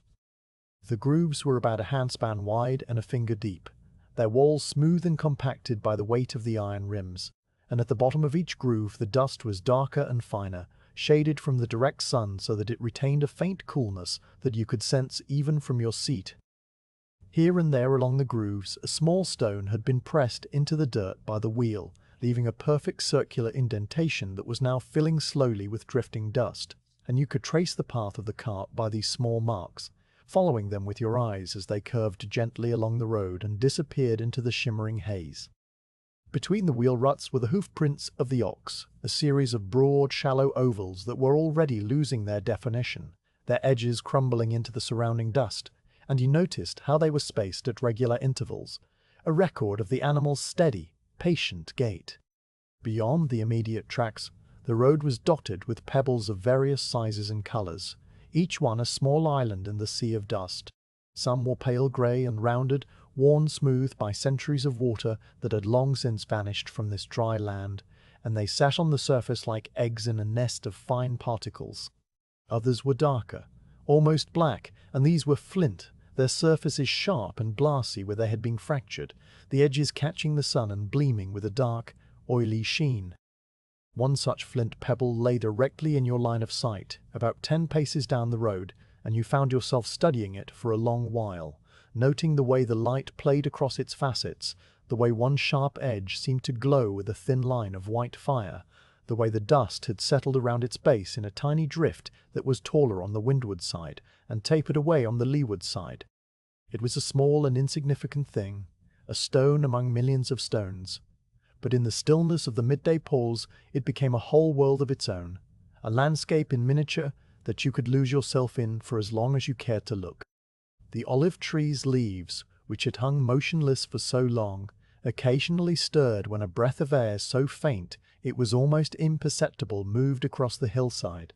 and when this happened, the silvery undersides of the leaves caught the light and flashed like a scattering of tiny mirrors, a sudden shimmer that rippled through the canopy and then was gone, leaving the tree still once more. These breaths were rare, coming at long and unpredictable intervals, and each one brought a momentary hint of coolness, a ghost of a breeze that touched your face and arms and then vanished, leaving the heat to close back in like water around a stone. You came to anticipate these small breezes, not with eagerness, but with a quiet awareness, your skin learning to detect the faintest change in the air pressure that preceded them, and when they came, you tilted your head slightly to meet them, feeling the sweat on your forehead cool for just a second before the heat returned. The silence of the midday pause was not an empty silence, but a full one, a silence made of many tiny sounds that were only audible because there was nothing louder to drown them out. You could hear the soft, papery rustle of the olive leaves when the rare breeze touched them, a sound like the turning of ancient pages in a dry book. You could hear the faint creak of the stool when you shifted your weight, a sound that had become so familiar it was almost a part of your own body, a quiet voice that spoke of wood and age and patience. You could hear the distant high trill of a single cricket somewhere in the dry grass on the slope above the road, a sound so thin and constant that it seemed to be woven into the fabric of the heat itself, a thread of music that had no beginning and no end. And beneath all of these, you could hear your own breathing, a slow and even rhythm that rose and fell with the gentle tide of your chest, the air moving in and out of your lungs in a steady stream that was the most fundamental music of all. You closed your eyes, not because you were sleepy, but because the glare was so intense that it was a relief to shut it out, to let the darkness behind your eyelids replace the blinding white of the road. The darkness was a soft, warm red, the color of the sun shining through your skin, and within it you could still see faint after-images of the bright landscape, pale ghosts of the road and the hills that floated and then faded. With your eyes closed, the sounds of the world became clearer and more distinct. The cricket's trill, the rustle of the leaves, the creak of the stool, the whisper of your own breath. You let these sounds wash over you without focusing on any one of them, allowing them to blend together into a quiet, formless hum that was as calming as a lullaby. Your breathing slowed even further, becoming deep and regular, each inhale drawing in the warm, dry air, and each exhale releasing it back into the stillness. And you sat like that for a long while, not sleeping, but resting in a state of perfect stillness. Your body heavy and still on the stool, your mind drifting like the dust devils on the road. In the heart of the long, quiet afternoon, time seemed to lose its meaning. The sun remained at its zenith for what felt like hours, though it was probably only a short while, and the shadows stayed short and dark, hugging the bases of the rocks and the trunks of the trees as if seeking shelter from the overwhelming light. The road stretched away in both directions, empty and patient, and the city walls on the ridge were a pale mirage floating above the heat haze, so distant and still that they might have been a painting hung against the faded blue of the sky. You opened your eyes again after a time, and everything was exactly as it had been. The dust ripples, the flint pebble, the cart ruts, the shimmering horizon. The midday pause continued, a long and tranquil interval in the slow turning of the day, and you sat within it like a stone in a quiet stream, letting the current of time flow around you while you remained perfectly, deeply still. Late in the afternoon, when the sun had crossed the high meridian of the day and begun its long descent toward the western hills, the light changed in a way that was both gradual and profound, shifting from the harsh white glare of midday to a deeper, softer tone that seemed to breathe warmth back into the colors of the land. The shadows, which had been short and dark and huddled close to the bases of the rocks, now began to stretch eastward with a slow and patient elongation, reaching out across the road and the wadi-like long fingers of coolness that grew inch by inch as you watched. The heat, which had pressed down with such weight for so many hours, loosened its grip slightly, the air becoming less of a solid presence and more of a gentle blanket, still warm but no longer oppressive, and a faint breeze stirred again from the west, carrying with it a hint of the distant sea and the cooler air that lay beyond the coastal mountains. You shifted on the stool, feeling the pleasant ache of muscles that had been still for too long, and you straightened your back slowly, vertebrae by vertebrae, letting the stiffness ease.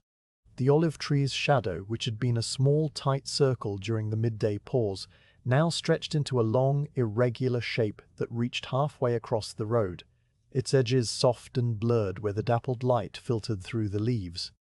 The silvery undersides of those leaves caught the changing light and flickered with a gentler version of the midday shimmer, a calmer dance of light and shadow that was easier on the eyes and somehow more beautiful, as if the whole landscape was beginning to relax after the rigors of noon. The road, which had been a blinding pale ribbon, now took on warm ochres and soft pinks, the dust reflecting the golden tones of the lowering sun, and the distant hills that had been bleached to ghosts were now recovering their substance, their slopes revealing shades of brown and reddish purple that had been invisible under the harsh overhead light. It was into this transformed light that a lone figure appeared on the road from the direction of the coast, the west, where the road wound down through the hills toward the great sea that you had never seen but had heard described by travelers.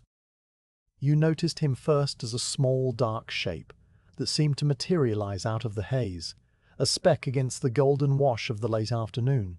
and you watched him with the same unhurried attention you had given to the cart in the morning, your eyes settling on that distant point while the rest of the landscape continued its slow transformation around you. The figure was too far away to discern any details. It was just a vertical mark on the road, a small interruption in the long, empty line, but it was moving with a steady and unhurried pace that told you it was a person on foot, not a cart or a rider, and you settled in to observe the long approach, knowing that it would take the better part of an hour for the traveller to reach your post. The sun continued its descent, the shadows lengthening further, and the golden light deepened into a richer amber that seemed to pour over the hills like warm honey, filling the valleys and pooling in the hollows.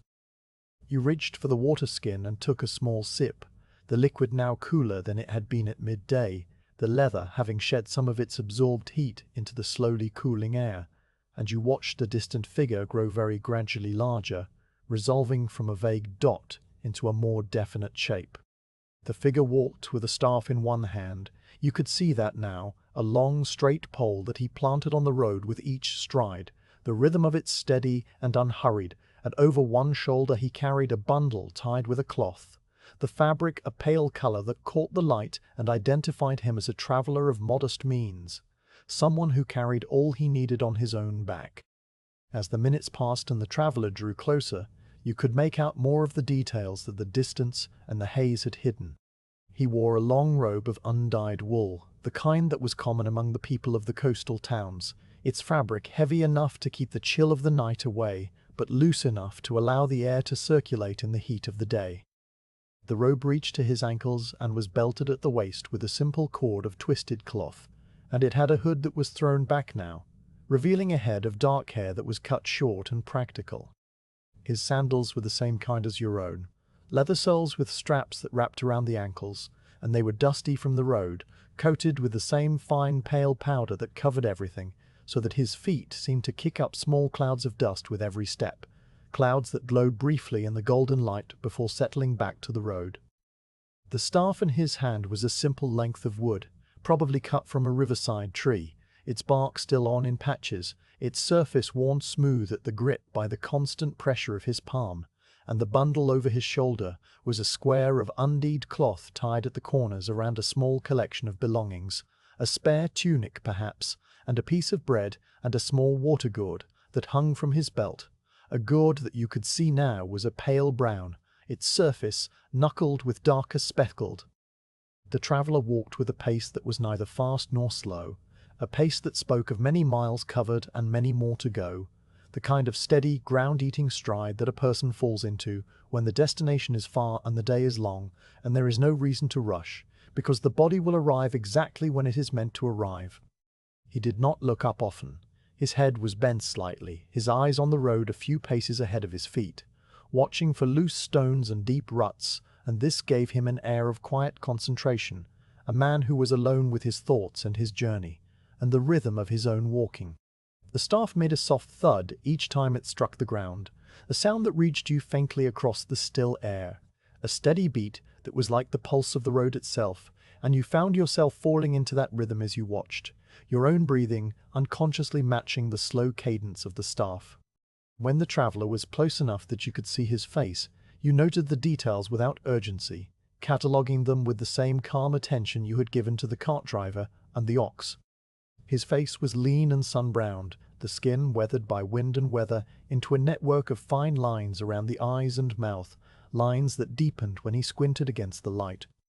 His beard was a few days old, a dark stubble that softened the line of his jaw, and his eyebrows were thick and dark above eyes that were a quiet brown, the colour of good earth. He looked tired in a way that was not exhaustion, but rather the deep and settled fatigue of a long day's walk under the sun, the kind of tiredness that a meal and a night's rest would cure, and his expression was calm and open, the face of a man who had nothing to hide and nowhere to be in a hurry. His tunic under the robe was a lighter fabric, a pale beige linen that was visible at the neck and wrists, and it was stained with sweat and dust, the marks of the road that told their own quiet story. He stopped at a respectful distance from your post, about 10 paces away, halting his steady stride without any suddenness, simply letting the rhythm wind down until he was standing still, his staff planted in the dust, his bundle settled on his shoulder, his eyes meeting yours with a calm and direct gaze.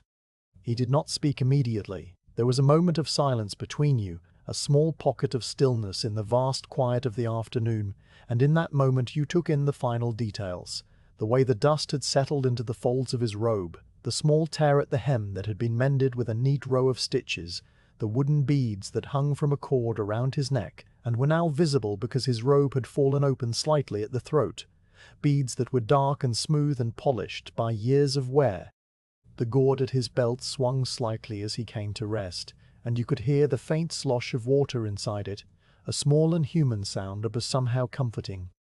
He asked how far to the city gate, his voice a quiet and measured thing that matched his pace and his manner, a voice that had not been used for many hours and was slightly rough at the edges. The question was simple and practical, the kind of question that you had been asked many times before on this road, and you answered it with the same simple practicality, telling him that it was a walk of perhaps 2 more hours at his current pace, the road straight and well marked all the way to the base of the hill where the terraced olive groves began, and then a winding path up through the groves to the great gate on the eastern side of the city. You described the landmarks he would see, a large flat rock, shaped like a crouching animal at the second bend, a cluster of 3 palm trees that marked a small spring where the water was cool and sweet, a low stone wall that ran alongside the road for the final stretch and guided travelers straight to the gate without any chance of losing the way. He listened with a slight nod, his eyes following your gestures as you pointed out the landmarks in the distance, the 3 palm trees just visible as a dark smudge against the golden hillside. And when you were done, he thanked you quietly, the words simple and sincere. He wiped his forehead with the back of his wrist, a gesture that was slow and automatic, and you saw the sheen of sweat that had gathered there, the dust mixed with it to form a faint line along his hairline. You offered him a mouthful of water from your skin, a small gesture of hospitality that was as natural as breathing on this road, and he accepted with another quiet word of thanks, stepping closer to take the skin from your hand. He unstoppered it carefully, the wooden plug coming loose with a soft pop, and he tilted it to his lips, drinking in small, controlled sips that spoke of a man who knew the value of water and did not waste it. You watched him drink, noting the way his throat moved with each swallow, the way he closed his eyes for a moment as the water went down, a small expression of relief crossing his features before he opened them again and handed the skin back to you. You took it with a nod and stoppered it, hanging it back on its peg. He rested then, not sitting but standing in the shade of the olive tree, his staff still in his hand, his bundle shifted to the ground at his feet, the cloth settling into the dust with a soft puff. He did not speak during this rest, and you did not feel the need to fill the silence with words. The 2 of you simply shared the quiet of the late afternoon, the golden light falling across the road and the hills, the shadows stretching ever further eastward, the breeze stirring the olive leaves in a soft and constant whisper. He looked out over the view that you had been watching all day, the winding road and the distant city walls and the hills folding into one another, and his expression was one of quiet contemplation, the face of a man who had walked a long way and was taking a moment to appreciate the beauty of the land, the soft colors and the cooling air and the sense of nearness to his destination. He did not fidget or shift his weight impatiently. He stood with the same stillness that you had cultivated on your stool, as if he too understood the value of standing still in a world that was always moving. After a few minutes, he adjusted the bundle on his shoulder, settling it back into the familiar place it had occupied for so many miles, and he took up his staff again, the wood fitting into his palm as if it belonged there. He turned to you and offered a final quiet word, something about the peace of the road and the kindness of strangers, and you responded with a simple wish for his continued safe journey, the words as calm and ordinary as everything else on this watch. He stepped back onto the road, his sandals sinking into the soft dust, and he resumed his walking with the same steady, unhurried pace. the staff beginning its rhythmic thud once more, a beat that faded as he moved away from you, heading east along the road toward the city. You watched his back recede, the long robe and the swinging gourd and the steady stride, and you followed his progress with your eyes as he became smaller and smaller, a dart shape against the golden glow of the late afternoon. The sound of his staff came back to you for a long time, a faint and regular tapping that marked his passage, and you tracked him by that sound long after the figure itself had become just another speck on the road, then less than a speck, a tiny point of darkness that merged at last with the hillside before the city, disappearing into the folds of the land where the road curved around a shoulder of rock and was lost from view. The sound of the staff faded last of all, a ghost of a rhythm that echoed in the air for a few moments longer and then was gone, swallowed by the immense and peaceful silence of the hills. You remained on the stool, your hands resting on your knees, the water skin swaying gently on its peg, the bow and quiver still leaning against the stone, and you let the quiet return fully, a deep and complete quiet that was different from the silence of midday, softer and more textured, filled with the sounds of late afternoon, the first tentative calls of birds returning from their shaded resting places, the rustle of the olive leaves in the strengthening breeze, the distant and musical tinkle of goat bells somewhere on the far slopes where a shepherd has mowed his patch. The road was empty again, the traveller gone, as if he had never been there. But his presence lingered in a small way, a memory of a brief and quiet exchange, and you held that memory lightly, letting it join the other memories of the day. The cart driver and the ox and the dust devils and the bee, a collection of small moments that had filled the long hours of the watch. You took a deep breath of the cooling air, feeling it fill your lungs with the scent of dry thyme and warm stone and the faint saltiness of the distant sea, and you settled back into the familiar stillness, knowing that the evening was approaching and the light would soon begin its final, most beautiful transformation of the day. The road stretched on, patient and empty, and the city walls on the ridge were now a deep honey color, glowing with the last full strength of the sun before it dipped below the horizon, and everything was calm and quiet and exactly as it should be. As the sun sinks lower and the western sky begins its slow transformation from pale blue to a wash of soft gold, the road itself seems to change its very nature, shedding the harsh white glare of the afternoon like a snake shedding an old skin.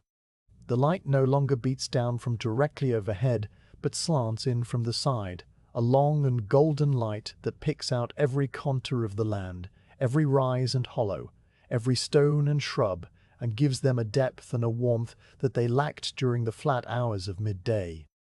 The white blare of noon softens by degrees into warm ochres and pinks, the dust suspended in the air catching the angled rays, so that the whole valley seems filled with a fine golden haze, a luminous veil that hangs between you and the distant hills, making the familiar landscape look like a place you have never seen before, a land of quiet enchantment where the ordinary becomes beautiful. You have been sitting on the wooden stool for many hours now, through the cool dawn and the warming morning and the heavy midday and the long afternoon, and your body has settled into a deep stillness that is both comfortable and heavy.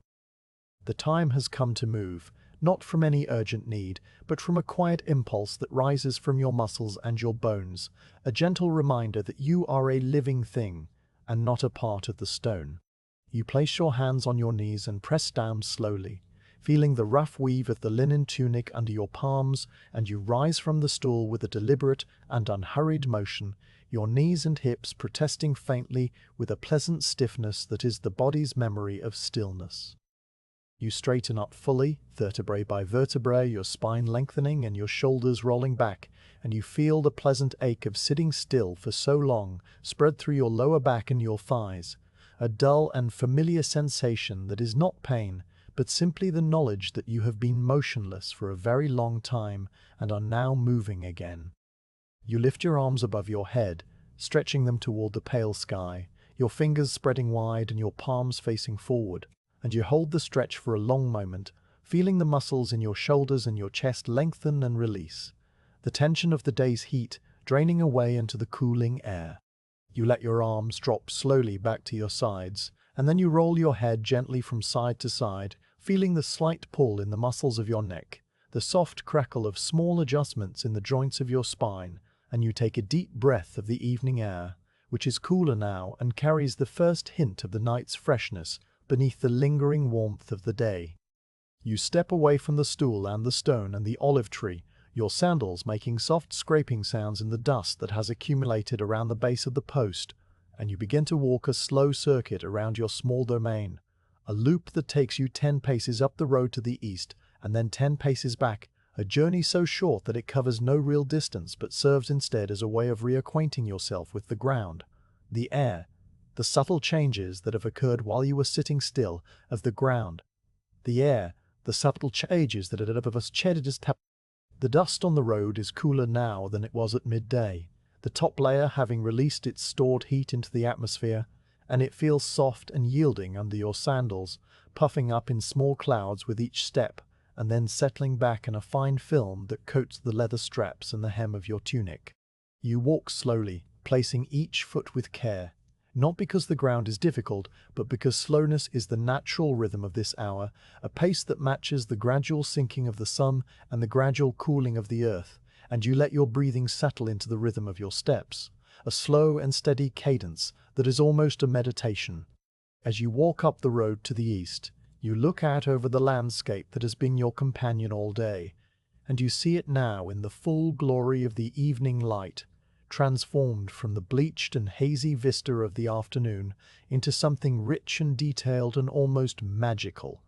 The hills that had shimmered with heat are now clear and sharp, their slopes revealing shades of brown and reddish purple and deep grey that were invisible under the harsh overhead sun, and the thorny shrubs that dot those slopes are no longer dusty silver-green blurs, but individual plants, each with its own shape and character, their woody stems and small leaves casting long, precise shadows that stretch eastward across the rocky soil. The acacia tree across the wadi stands in a pool of golden light, its twisted trunk and spreading branches outlined in sharp relief, the fine compound leaves glowing almost yellow-green, where the sun strikes them directly and fading to a dark, cool green in the shadows beneath. And the long shadow of the tree stretches across the dry creek bed and up the far slope like a dark finger, pointing toward the coming night.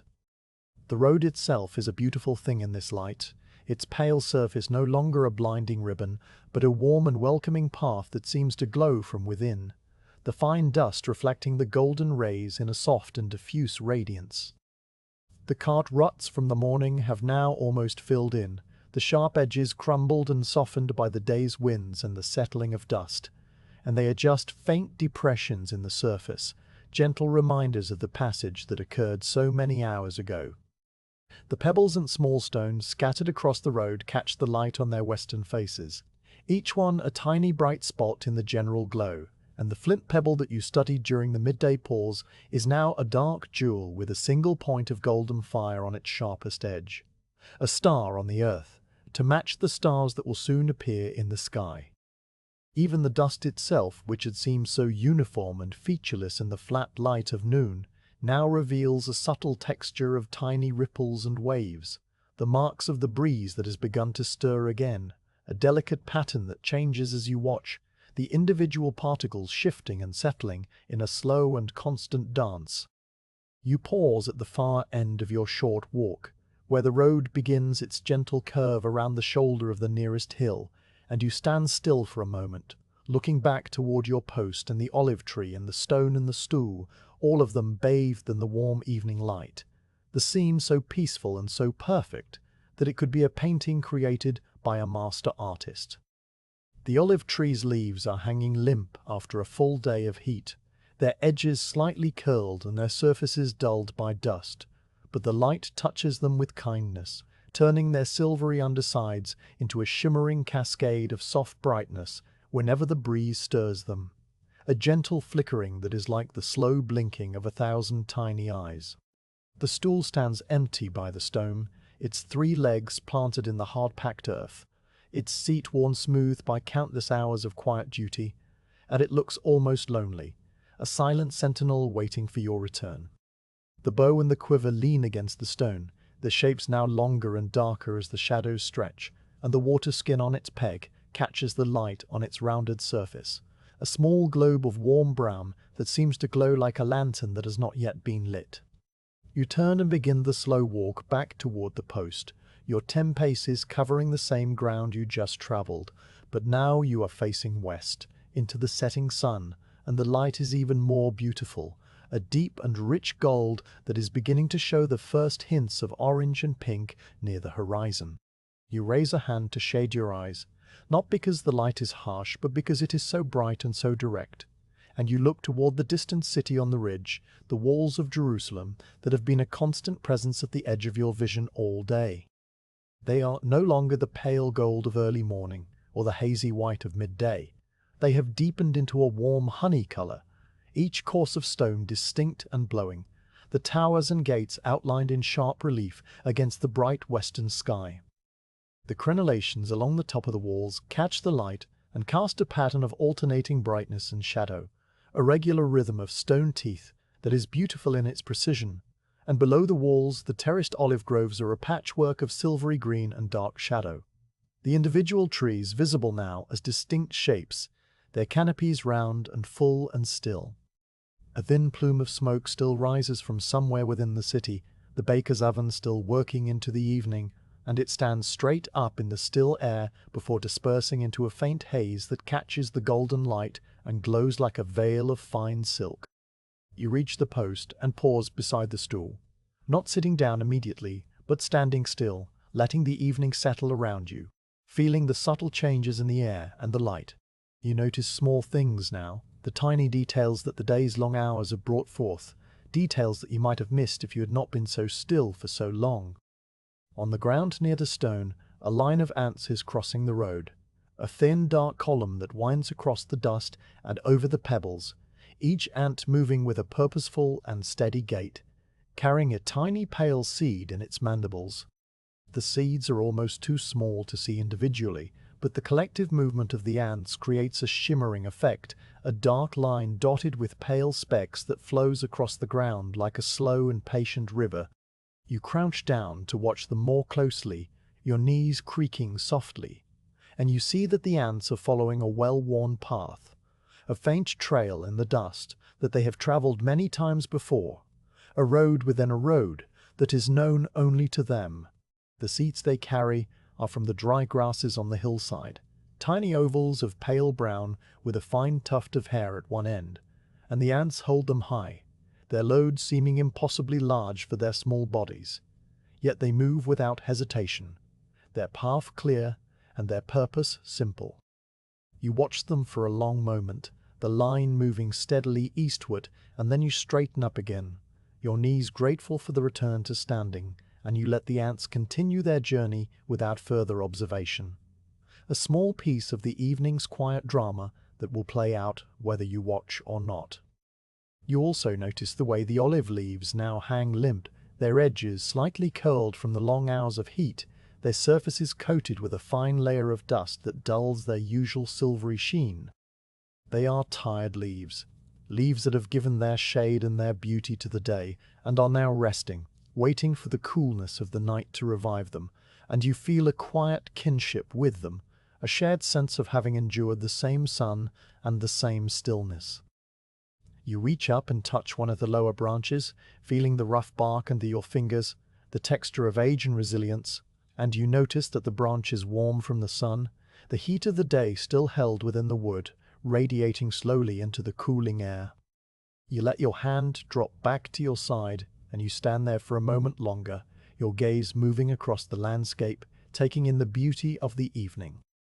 The first star appears in the eastern sky where the blue has deepened to a soft lavender, a single point of silver white that seems to blink into existence as if someone has pricked a tiny hole in the fabric of the sky to let the light beyond shine through.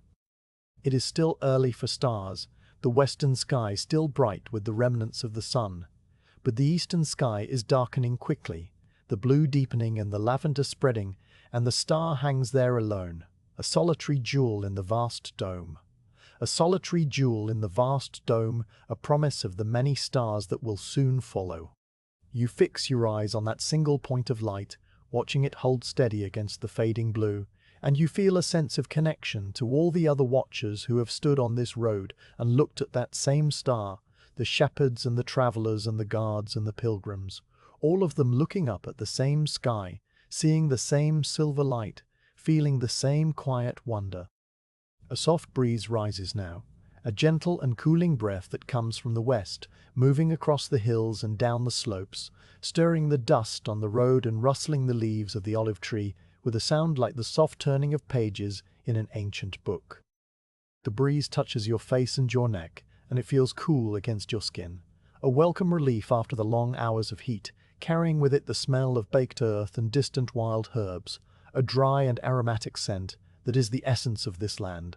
the smell of a place that has known sun and wind for countless ages. There is also a faint hint of something else in the breeze, a subtle freshness that might be the distant sea or the cool air of the approaching night or simply the clean scent of stone releasing its stored heat into the atmosphere, and you breathe it in deeply, filling your lungs with the evening, letting it refresh you after the long and drowsy day. The road is utterly empty now, the traveller long gone, the cart a distant memory, the birds settled in their roosts for the night, and the silence is so complete that you can hear the soft rustle of your own tunic as you move, the whisper of linen against linen, the faint creak of your sandal straps, the sound of your own breathing, slow and even and calm.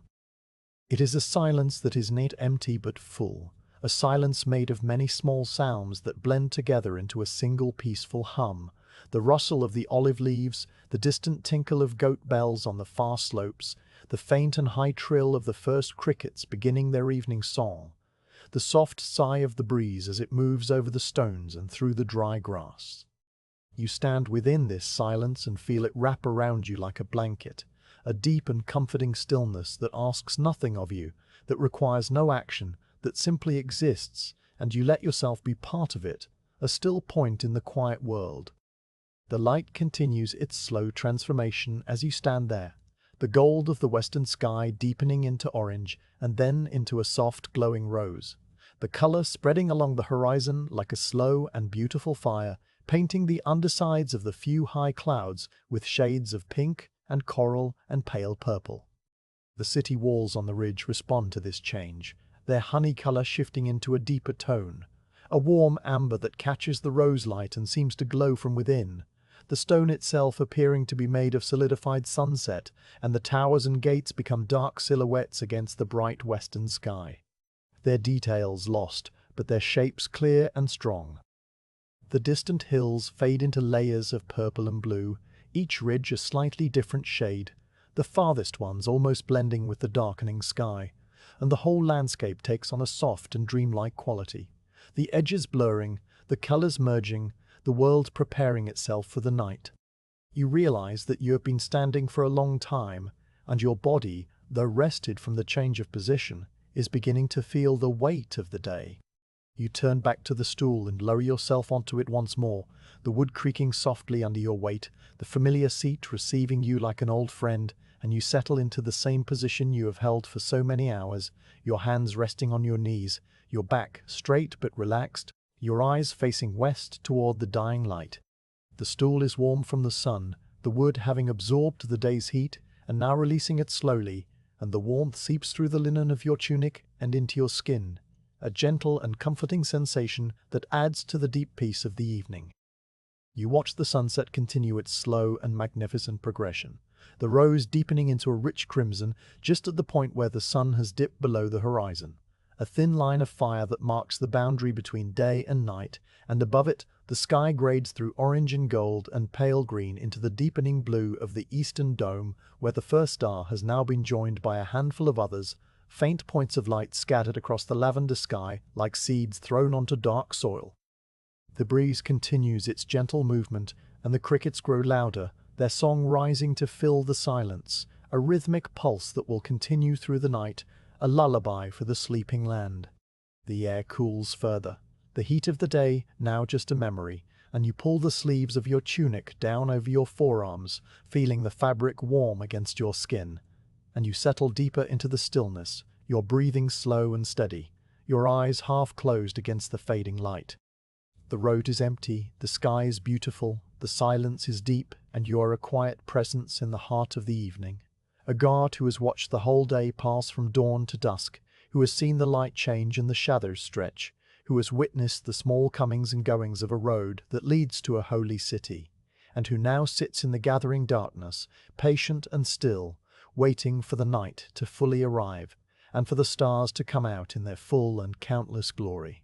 The evening light lingers for a little while longer, a soft glow on the western horizon, and you watch it with the same calm attention you have given to everything on this watch, letting it fade slowly and naturally, like the last note of a quiet song.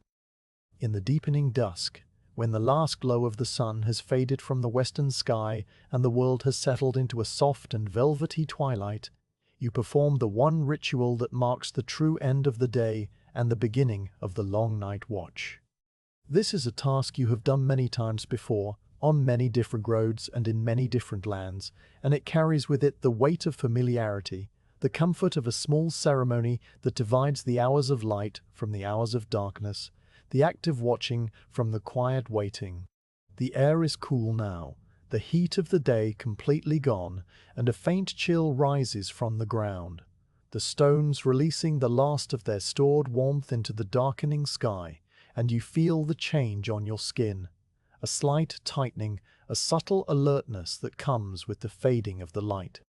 You lean down and reach beneath the stool, your fingers finding the familiar shapes that have waited there all day in the deep shade, undisturbed and ready. The first thing you draw out is the lantern, a simple clay lamp with a rounded body that fits comfortably in the palm of your hand, its surface rough and unglazed, the color of the earth from which it was made. The lamp is shaped like a small bowl with a pinched spout at one end, the clay worn smooth at the rim where countless wicks have rested and burned, and the interior is dark with old oil and the faint carbon traces of past flames. You hold it for a moment, feeling its familiar weight, the way the rough clay catches slightly on the skin of your fingers, the way it has absorbed the coolness of the ground beneath the stool, and then you set it carefully on the flat stone beside you, where it will wait while you prepare the other elements of the ritual. Next you draw out the small earthenware flask of olive oil, a vessel no larger than a drinking cup, with a narrow neck and a flared lip, and a carved wooden stopper that fits snugly into the opening. The flask is glazed on the inside to prevent the oil from seeping through the porous clay, and the outside is decorated with a simple pattern of incised lines that circle the belly of the flask in 3 parallel bands, the only ornamentation on an otherwise purely practical object. You hold the flask up to the fading light and feel its weight, the oil inside shifting with a slow and viscous movement. A liquid that is pale gold and slightly cloudy, pressed from olives that grew on the terraced slopes below the city. The same olives that still hang on the trees whose silvery leaves you have watched all day. You pull the stopper from the flask, the wood coming free with a soft pop, and the scent of the oil rises to meet you. A clean and slightly fruity smell that is rich and green and faintly peppery, the essence of the olive groves captured in the small clay bottle. You tilt the flask carefully over the lamp, the oil flowing in a thin and steady stream, a pale ribbon that catches the last light of the dusk and seems to glow for a moment before it settles into the rounded bowl.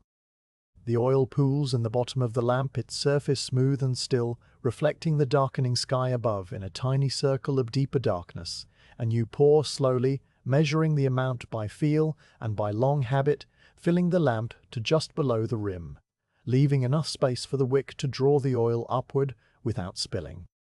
When the lamp is full, you right the flask and let the last drop fall from the lip, watching it descend and merge with the pool, a tiny ripple spreading outward and then vanishing, the surface returning to its perfect stillness.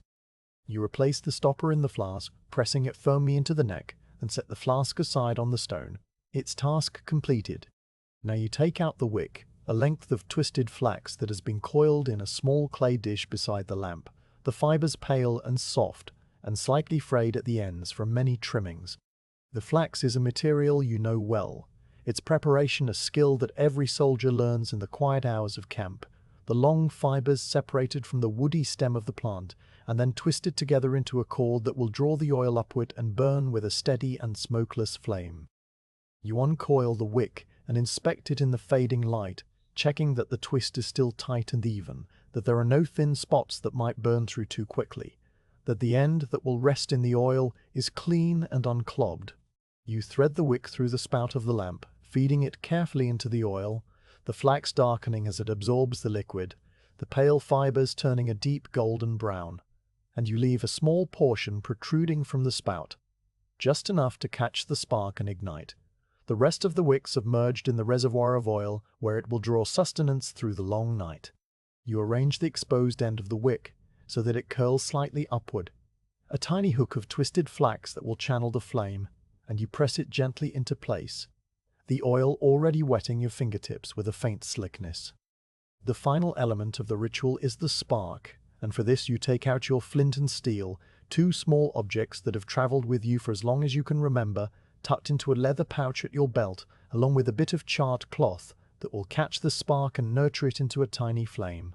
The flint is a piece of dark grey stone, its surface glossy and sharp-edged where it has been struck countless times, one end rounded from the grip of your fingers, the other end a jagged edge that produces a shower of sparks when the steel is drawn across it with the right pressure and angle.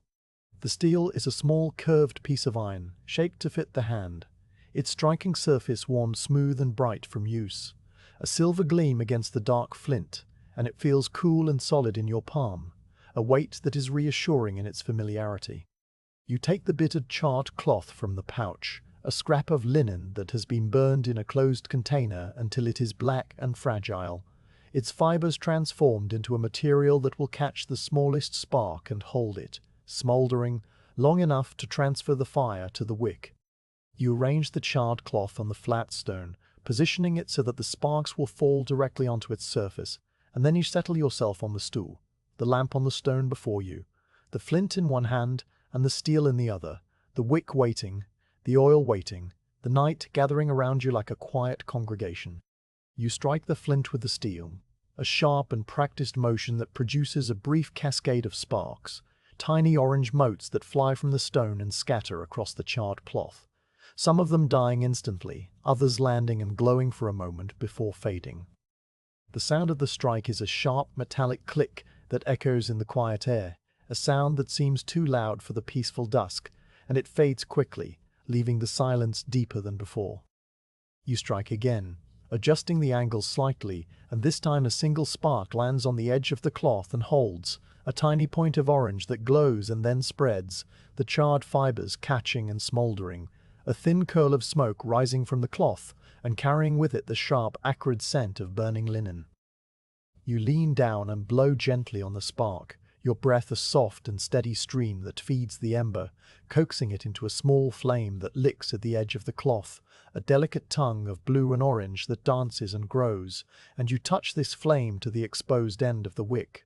the flax catching immediately, the oil feeding the fire, the flame steadying into a small bright leaf of light that pushes the darkness back a few feet in all directions. The lamp is lit. The flame burns with a soft and even glow, its base a deep blue where the oil vapors rise from the wick, its middle a warm yellow that is the color of sunlight remembered, and its tip a faint orange that wavers and dances with the movements of the air. The light it casts is small and intimate, a golden pool that illuminates the ground immediately around the stool, the flat stone with the flask and the clay dish, the lower branches of the olive tree, your own hands resting on your knees, and beyond that circle the darkness presses in, soft and deep and complete, a velvet curtain that hides the road and the hills and the distant city, leaving only the small sanctuary of light that you have created. You hang the lantern from a low branch of the olive tree, the branch that curves downward just above your head, its bark rough and warm from the departed sun, and the lantern swings gently for a moment, the flame swaying with the movement, the shadows shifting and dancing on the ground, before it settles into stillness, a small beacon of calm in the quiet wilderness. The lantern will burn through the night, a courtesy to any late traveler who might be on the road, a small and friendly light that says someone is here, someone is watching, the way is known. You have lit this lamp on many nights, and you have seen the way travelers respond to it, the relief in their faces when they see the glow from a distance, the way it draws them forward when the road is dark and the hills are full of shadows. It is a simple thing, a clay bowl and a twist of flax and a pool of oil. But in the darkness, it becomes something more, a symbol of hospitality, a quiet promise that the long and empty road has not been abandoned to the night. You sit on the stool beneath the lantern, and you feel its warmth on the top of your head, a gentle and diffuse heat that is nothing like the heavy sun of midday, but rather a soft and comforting presence, like the hand of a friend resting lightly on your hair. The light makes a warm amber pool on the ground, a circle of illumination that is about 6 feet across, its edges soft and blurred where the light fades into the darkness. Within that circle, the dust seems to glow, each tiny particle catching the light and reflecting it back in a warm and muted radiance, so that the ground itself appears to be made of something richer than mere earth, something that contains a faint and hidden fire. The pebbles within the circle cast long, sharp shadows that point away from the lantern, tiny fingers of darkness that shift as the flame wavers, and the stool casts a shadow that is a distorted version of itself, its 3 legs splayed outward across the glowing dust, its seat a dark oval that seems to float on the ground. The bow and the quiver, still leaning against the stone at the edge of the circle, are half in light and half in shadow, their shapes softened and made mysterious by the dimness, and the water skin on its peg catches the light on its curved surface, a highlight of warm amber that gleams like a small and distant moon. Beyond the circle of light, the road is now just a pale suggestion under the stars, a faint grey ribbon that can be seen only when your eyes have fully adjusted to the darkness, and even then it is more a feeling than a sight, a knowledge that the road is there rather than a visual certainty. The hills have become soft black silhouettes against a sky of deep indigo, their outlines clear and sharp where they meet the sky, but their details completely swallowed by the night, so that the thorny shrubs and the rocky outcrops and the dry grasses are all merged into a single dark shape, a solid mass of shadow that seems to breathe with the slow rhythm of the earth. The acacia tree across the wadi is invisible now, its twisted trunk and spreading branches hidden by the darkness, and the dry creek bed is a deeper shadow within the general darkness, a place where the starlight does not reach, a hidden fold in the land that the night has claimed for its own. The sky above is a vast and wondrous thing, a dome of deep indigo that deepens to almost black at the zenith, and it is filled with stars, more stars than you could count in a lifetime, scattered across the heavens in patterns that are both random and deeply ordered. The stars are not uniform in their brightness. Some are brilliant and steady, white points of light that seem close enough to touch, while others are faint and distant, barely visible at the edge of perception, and they twinkle with a slow and gentle rhythm, their light pulsing as it passes through the layers of the cooling atmosphere. The great band of the Milky Way is a dusty river of light that stretches from one horizon to the other, a pale and luminous haze made of countless stars too distant to see individually, and it arches over the road like a celestial reflection of the path below, a road in the sky for the travelers of the heavens. You tilt your head back and look up at this vast display, and you feel the familiar sense of smallness that comes with staring at the night sky, a quiet and humbling awareness that you are just one person on one road, on one small piece of the earth, and that above you the universe is spinning in its slow and eternal dance, utterly indifferent to your presence, and yet somehow deeply comforting in its indifference. The flame of the lantern burns steady and still now, the wick having settled into its rhythm, the oil feeding it at a constant rate, and the light it casts is a warm and reliable presence in the vast darkness. The smell of burning oil mixes with the cooling night air, a faint and pleasant scent that is slightly smoky and slightly sweet, the smell of olives transformed by fire, and it hangs in the still air round the post, a small and private atmosphere that belongs only to this place and this night. You can hear the soft hiss of the flame, a sound so quiet that it is almost below the threshold of hearing, a faint whisper that is the voice of the burning oil, and it is a companionable sound, a reminder that the light is alive and will stay alive as long as you tend it. You sit in the amber glow, your hands resting on your knees, your breathing slow and even, and you let the peace of the night settle over you. The long day is over, the sun has set, the travelers have passed, and now there is only the darkness and the stars and the small steady flame of the lantern, burning through the quiet hours, a keeper of the light on the dusty road to Jerusalem. Night on the road is not silent, though it may seem so at first, to ears accustomed to the noises of the day. It has a different texture of sound, a low and continuous murmur that rises from the earth itself as the darkness deepens and the creatures of the night emerge from their hidden places to begin their quiet routines. You have learned to hear this night texture over many watches, to separate its layers and recognize each component, and to let it wash over you without expectation, a kind of stillness made of many small voices that blend together into a single peaceful hum. The lantern burns steady above your head, its flame a small golden leaf that barely flickers in the still air, and within its circle of amber light you sit motionless, your bow across your knees now unstrung, just a polished curve of wood that gleams faintly in the glow, your hands resting lightly on its smooth belly, your breathing slow and deep as you listen. The first layer of the night sound, the one that is always there no matter the hour or the season, is the high, thin trill of the crickets. They are everywhere, hidden in the dry grass on the hillsides and among the stones of the wadi and in the thorny shrubs that dot the slopes, and their song rises and falls in a steady pulsing rhythm that has no beginning and no end. It is a sound that seems to come from the ground itself, a vibration in the earth that travels up through the stool and into your bones, and after a while you stop hearing it as a separate thing. It becomes the background against which all other sounds are measured, the constant drone that is the night's own breathing. The crickets do not all sing at once in perfect unison. There is a slight variation in their timing, a subtle ebb and flow as one group pauses and another begins, creating a wave-like effect that moves across the hillside like a slow tide of sound. You can almost map the landscape by listening to the cricket's song, the nearer ones loud and distinct, the farther ones softer and more blended, the ones in the wadi slightly muffled by the slope, the ones on the high ridge thin and distant, a faint silvery thread that weaves through the deeper drone. The trill itself is a complex thing, a rapid vibration of tiny wings or legs that produces a note so high it is almost at the edge of human hearing, and it is this highness that gives the cricket song its penetrating quality, its ability to fill the night without being loud, to be everywhere without being intrusive, like the ringing of a very small and very distant bell that never stops.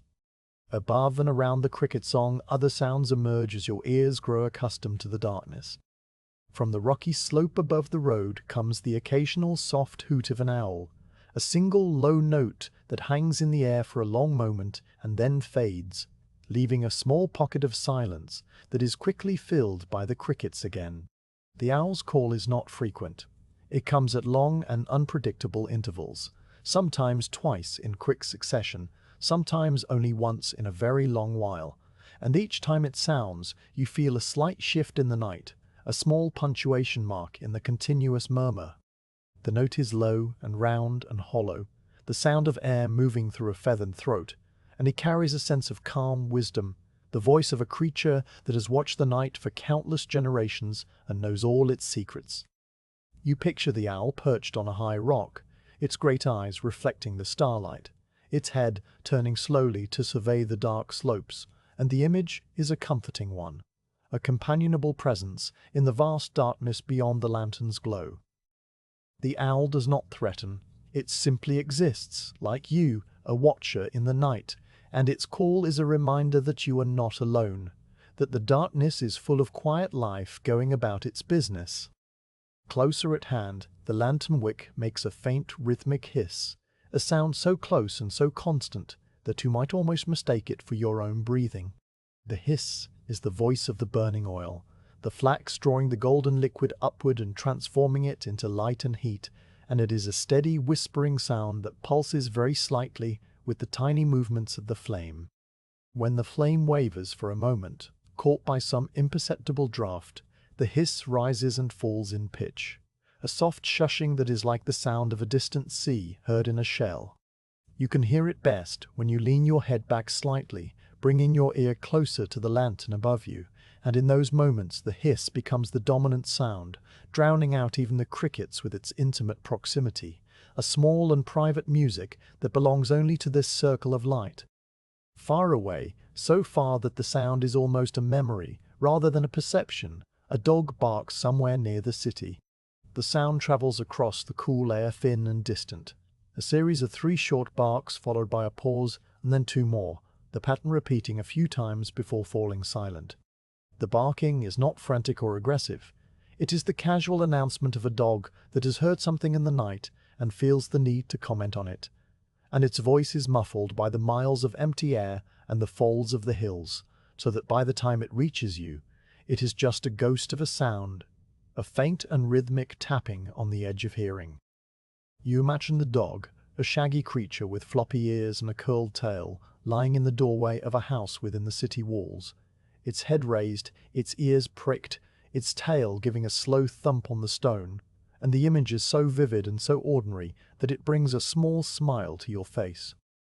The dog is a reminder that life continues within the walls, that people are sleeping and waking and going about their quiet nighttime routines, and that the city is not just a distant silhouette on the ridge, but a living place full of breathing souls. After a while the dog falls silent, and the crickets reclaim the night, their songs seeming louder in the absence of the distant voice. Another sound that comes and goes, fainter even than the dog, is the thin, high cry of a distant animal, perhaps a jackal or a fox, somewhere in the hills to the south. It is a single sharp note that rises and then falls away, a yipping call that is repeated a few times and then stops, and it is so distant that you cannot be sure you heard it at all, that it might be a trick of the wind or a creation of your own imagination. But night plays tricks on the ears, the silence amplifying small sounds and distorting them, making the rustle of a leaf seem like a footstep, the fall of a pebble like a knock on a door, and you have learned to let these phantom sounds pass without attention, to acknowledge them, and then release them back into the darkness from which they came. The distant cry is one such sound, a fleeting presence that touches your awareness and then fades, leaving no trace. The most constant of the night sounds, after the crickets, is the soft rustle of the olive leaves above your head. Even when the air seems perfectly still, there is always a faint movement in the canopy, a stirring so subtle that it cannot be felt on the skin, but can be heard if you listen closely, a dry and papery whisper that is the tree's own breathing. The leaves, still warm from the departed sun, release their heat slowly into the cooling air, and this release creates tiny currents that move through the branches, rustling the narrow silvery green blades in a soft and continuous murmur. The sound is like the turning of pages in an ancient book, a gentle and rhythmic shushing that blends with the hiss of the lantern and the trill of the crickets, adding another layer to the texture of the night, and it is a comforting sound, the voice of the tree that has sheltered you all day, a lullaby sung by the olive leaves to the sleeping earth. Occasionally a small pebble, dislodged by the settling of the ground or the passage of some tiny nocturnal creature, clicks down the rocky slope and comes to rest in the wadi below.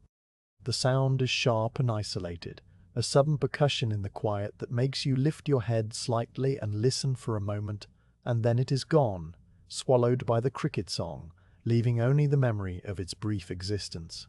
You do not startle at these sounds. You have learned to accept them as part of the night's rhythm, the small and random events that punctuate the long hours without disturbing their essential peace.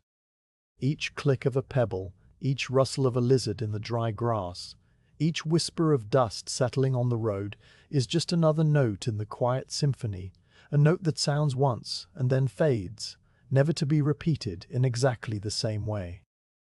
The stars, which had seemed so many and so bright when the darkness first fell, have now settled into their slow and majestic rotation, the whole dome of the sky turning imperceptibly around a point near the northern horizon. You can mark the passage of the night by the changing positions of the stars, the way the bright one that hangs over the city has moved a little to the west, the way the constellation shaped like a plough has tilted further on its side, the way a faint star that was hidden behind the olive branches has now emerged into view, its light a tiny pinprick of silver against the deep indigo. You do not know the names of these stars, not the learned names that the scholars use in their books, but you know them by sight as old friends. the patterns that have guided travelers across deserts and seas for thousands of years, the same patterns that the shepherds on these hills have watched for generations beyond counting. The stars ask nothing of you, they simply shine, steady and eternal, and you look up at them with a quiet reverence, feeling the immense weight of time and distance that they represent, and finding in that weight a strange and profound comfort. The Milky Way, that dusty river of light that arches overhead, seems to grow brighter as the night deepens, its pale haze resolving into countless individual stars that are too faint to see one by one, but together create a luminous band that stretches from horizon to horizon. You let your eyes trace its path across the sky, from the point where it rises above the eastern hills to the point where it sinks behind the western ridge, and you imagine it as a reflection of the road below, a celestial path for the travelers of the heavens, a road of light that mirrors the dusty road of earth. The thought is a fanciful one, the kind that comes in the deep quiet of the night when the mind is free to wander and you hold it lightly, letting it drift through your awareness and then fade, replaced by the simple presence of the stars themselves, their steady light, their slow rotation, their perfect silence. The air has grown cooler as the night progresses, the warmth of the day now just a memory in the stones that still radiate a faint heat if you touch them. You pull the sleeves of your tunic down over your forearms and cross your arms loosely over your chest, feeling the fabric warm against your skin, and you settle deeper into the stool, your body heavy and relaxed, your eyes half closed as you continue to listen. The lantern flame has burned down slightly, the wick now a little shorter, the pool of oil in the lamp a little shallower, and you know that in a few hours you will need to trim the wick or add more oil, but for now it burns steady and true, its light a warm and constant presence in the darkness. The smell of the burning oil has become a familiar companion, mingling with the dry scent of the dust and the faint herbal fragrance of the thyme on the hillside, creating a nighttime perfume that is unique to this place and this hour. Time passes in the night without any clear markers, the minutes and hours blending together into a seamless flow, and you measure it only by the gradual tilting of the stars and the slow deepening of the coolness. The cricket song continues its endless pulse. The owl calls once more from a different direction. The dog barks again in the distant city, and you receive all these sounds with the same calm acceptance, letting them flow over you like slow water over smooth stones. Your mind drifts, touching on memories of other nights, other roads, other watches, but the thoughts are hazy and unfocused, lacking the energy to fully form, and they pass through your awareness like clouds across the stars, leaving no trace. The night is a time of quiet emptiness, a space between the days, and you are content to simply exist within it, a still point in the turning world, a keeper of the light on the dark and silent road. At some point in the deep hours, when the night is at its darkest and the stars are at their brightest, you become aware of a new sound, so faint that at first you mistake it for the hiss of the lantern. It is a very distant, very low hum, a sound that seems to come from the earth itself, a vibration that you feel in your chest as much as you hear it with your ears. You listen intently for a long moment, holding your breath, and you realize that it is the sound of a bell, a single deep note that tolls from somewhere within the city walls, the great bell of a church or a monastery marking the passing of the night hours. The note comes once, then again after a long pause, a slow and solemn rhythm that speaks of prayer and vigil, of other watchers keeping their own quiet appointments with the darkness, and you let the sound wash over you, feeling a sense of connection to those distant souls, all of you awake while the world sleeps, all of you waiting for the dawn.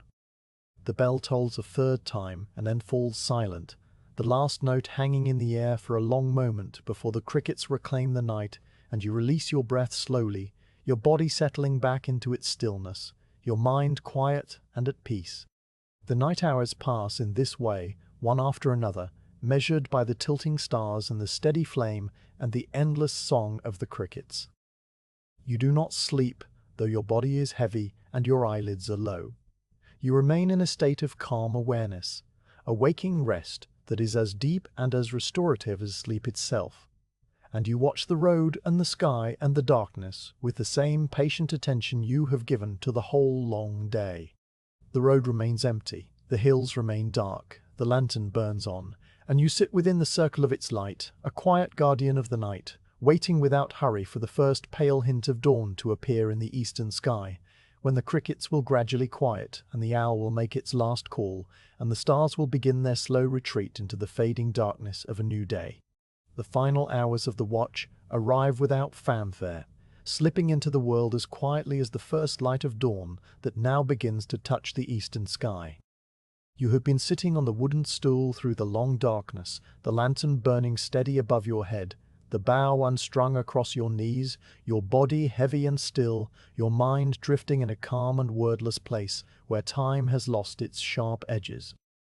The night sounds have been your companions for so many hours that they have become a part of you, woven into the rhythm of your breathing and the slow beat of your heart. And when they begin to change, you notice the change not as a sudden event, but as a gradual shifting, a subtle alteration in the texture of the quiet. The eastern sky, which has been a deep and uniform indigo for so long, now shows the first hint of paling. It is a thin line of grey at first, barely visible against the black silhouettes of the hills, a mere suggestion of light that could almost be a trick of tired eyes. You watch it without moving, your gaze fixed on that distant horizon where the road disappears into the folds of the land, and you see the grey line widen very slowly, its edges soft and blurred, its color the shade of old charcoal washed with water. The stars above that line seem to hesitate, their light trembling slightly, and then one by one the faintest of them begin to fade, winking out not suddenly but gradually, their brightness dissolving into the growing grey as if the sky is slowly filling with a thin and luminous mist that obscures the distant fires. The brighter stars hold on longer, the ones you have watched all night, the steady white points that have travelled across the dome in their slow rotation, and they seem to resist the coming day, shining with a last defiant brilliance before they too surrender, their light absorbed by the spreading grey that is now touched with a cooler, softer tone at its upper edge, a hint of pale green that speaks of the sun's approach. The band of green is subtle, a faint wash of colour that lies between the dark earth and the grey sky, and it deepens as you watch, taking on a quality that is almost liquid, the colour of a shallow sea seen from a great distance, a cool and peaceful hue that soothes the eyes after the long darkness. This green is the true herald of dawn, the first colour that is not grey or black or indigo, and it spreads slowly along the horizon, pushing the darkness upward in a gentle and unstoppable tide. And as it spreads, the silhouettes of the hills become sharper and more distinct, the rocky outcrops and the thorny shrubs and the dry grasses emerging from the general shadow like shapes rising from deep water. The acacia tree across the wadi, which has been invisible all night, now reveals itself as a dark and twisted form against the greening sky, its branches spreading wide and its trunk standing solid, a familiar landmark returning to the visible world. The crickets have noticed the change in the light, and their endless song, which has been the constant pulse of the night, now begins to falter. The high, thin trill does not stop all at once. It fades in patches, a group here falling silent, a group there continuing for a little while longer, and the wave-like quality of the cricket song becomes more pronounced as the silences grow longer and the sounds grow more isolated, individual voices calling out from the darkness and then ceasing, leaving behind pockets of quiet that spread and merge until the whole hillside is hushed. The last cricket to sing is somewhere close by, perhaps in the dry grass near the stone, and its trill is a single thread of sound that continues for a long moment, thin and lonely, before it too drops away into silence, and the night's great chorus is over. The quiet that follows is different from the quiet of the deep night. It is a waiting quiet, an expectant stillness, the silence of a world holding its breath before the sun appears. The owl calls one last time, a single low hoot from the rocky slope above the road, and the note hangs in the still air for a long moment before fading into the growing light. The call is the same as it has been all night, that round and hollow sound that speaks of wisdom and patience, but now it carries a valedictory tone, a farewell to the darkness, and you listen to it fade with a quiet sense of gratitude, a silent acknowledgement of the owl's companionship through the long hours. The bird will now retreat to its hidden roost, its night's work done, and it will sleep through the day as you have slept through the night in your own way, a waking rest that has left you calm and at peace. The dog in the distant city has fallen silent long ago, and the fox or jackal on the far hills has made no sound for hours, and the night creatures one by one have yielded the world to the creatures of the day, a quiet handover that happens every dawn without ceremony or witness. The lantern flame, which has been the center of your small circle of light through all the dark hours, now looks smaller and yellower as the daylight returns. The warm amber glow that seemed so bright against the blackness is now a pale and fragile thing, a tiny leaf of fire that flickers in the increasing brightness, its light no longer needed, its purpose fulfilled. The hiss of the wick is still there, a faint whisper that has been your closest companion, and you listen to it for a little while longer, feeling a quiet affection for this small device that has kept the darkness at bay, this simple clay lamp that has burned through the night on nothing more than a pool of oil and a twist of flax. The smell of the burning oil is fainter now, dispersing into the fresh morning air that is beginning to stir from the east, carrying with it the clean scent of stone and dry earth and the faint sweetness of wild herbs waking to the new day. The first direct ray of the sun has not yet cleared the hills, but the light in the east continues to build, the green band at the horizon now transforming into a soft gold, the color of honey held up to a flame. The gold spreads upward and outward, pushing the gray and the indigo further west, and the few high clouds that are scattered across the sky catch the light on their undersides, turning pink and coral and pale rose, a fleeting display of beauty that lasts only a few minutes before the colors fade into the bright white of full day. You watch this transformation with the same calm attention you have given to everything on this watch, letting the beauty wash over you without grasping at it, and you feel a deep and quiet contentment, the satisfaction of having kept the watch through the night, of having seen the darkness through to its end, of being present at the birth of a new day. The sun itself becomes visible when the first bright sliver of its disk appears above the eastern hills, a brilliant arc of white gold that forces you to narrow your eyes and turn your head slightly away from the direct glare. The light is sharp and clean after the soft darkness of the night, and it pours across the landscape in a sudden flood, illuminating every stone and every shrub and every ripple in the dust of the road with a clarity that is almost startling. The shadows that had disappeared during the night now spring back into existence, long and sharp and pointing westward, and the world regains its three-dimensional solidity, the flat silhouettes of the hills becoming once again the familiar slopes of brown and reddish-purple that you have watched all yesterday. The city walls on the ridge, which had been a dark shape against the stars, are now clearly visible in the morning light. Their stones are warm and solid gold, their towers and gates distinct and welcoming, the smoke of the baker's oven already rising in a thin, straight column into the still air. When the first direct ray of the sun strikes the trunk of the olive tree, illuminating the rough, silvery bark with a wash of pure gold, you know that the moment has come. You lean forward on the stool, your body moving slowly after the long stillness, and you bring your face close to the lantern, your lips forming a small circle. You blow gently on the flame, a soft and steady stream of breath, and the flame wavers for a moment, dancing and flickering before it goes out. A thin ribbon of smoke curls upward from the blackened tip of the wick, twisting and spiraling in the still air, a delicate grey line that rises through the olive branches and dissolves into the brightening sky. And then it is gone, the last trace of the night vanishing with it. The smell of the extinguished wick is sharp and acrid, a brief reminder of the fire that was, and then it too fades, replaced by the clean scent of the morning. The lantern is now just a clay bowl with a dark stain inside, a small and ordinary object that has served its purpose and is ready to be stored away for the next night. You sit for a moment longer, your hands resting on the unstrung bow, feeling the warmth of the sun on your face and the coolness of the lingering night air on your back, the boundary between darkness and light passing through you as the earth turns. It is a moment of perfect balance, a pause between the watch and the departure, and you let it stretch out, not hurrying, not delaying, simply being. The road is empty and peaceful, the dust undisturbed by any new traveler, the cart ruts from yesterday now almost completely filled in, just faint depressions that will soon be gone entirely.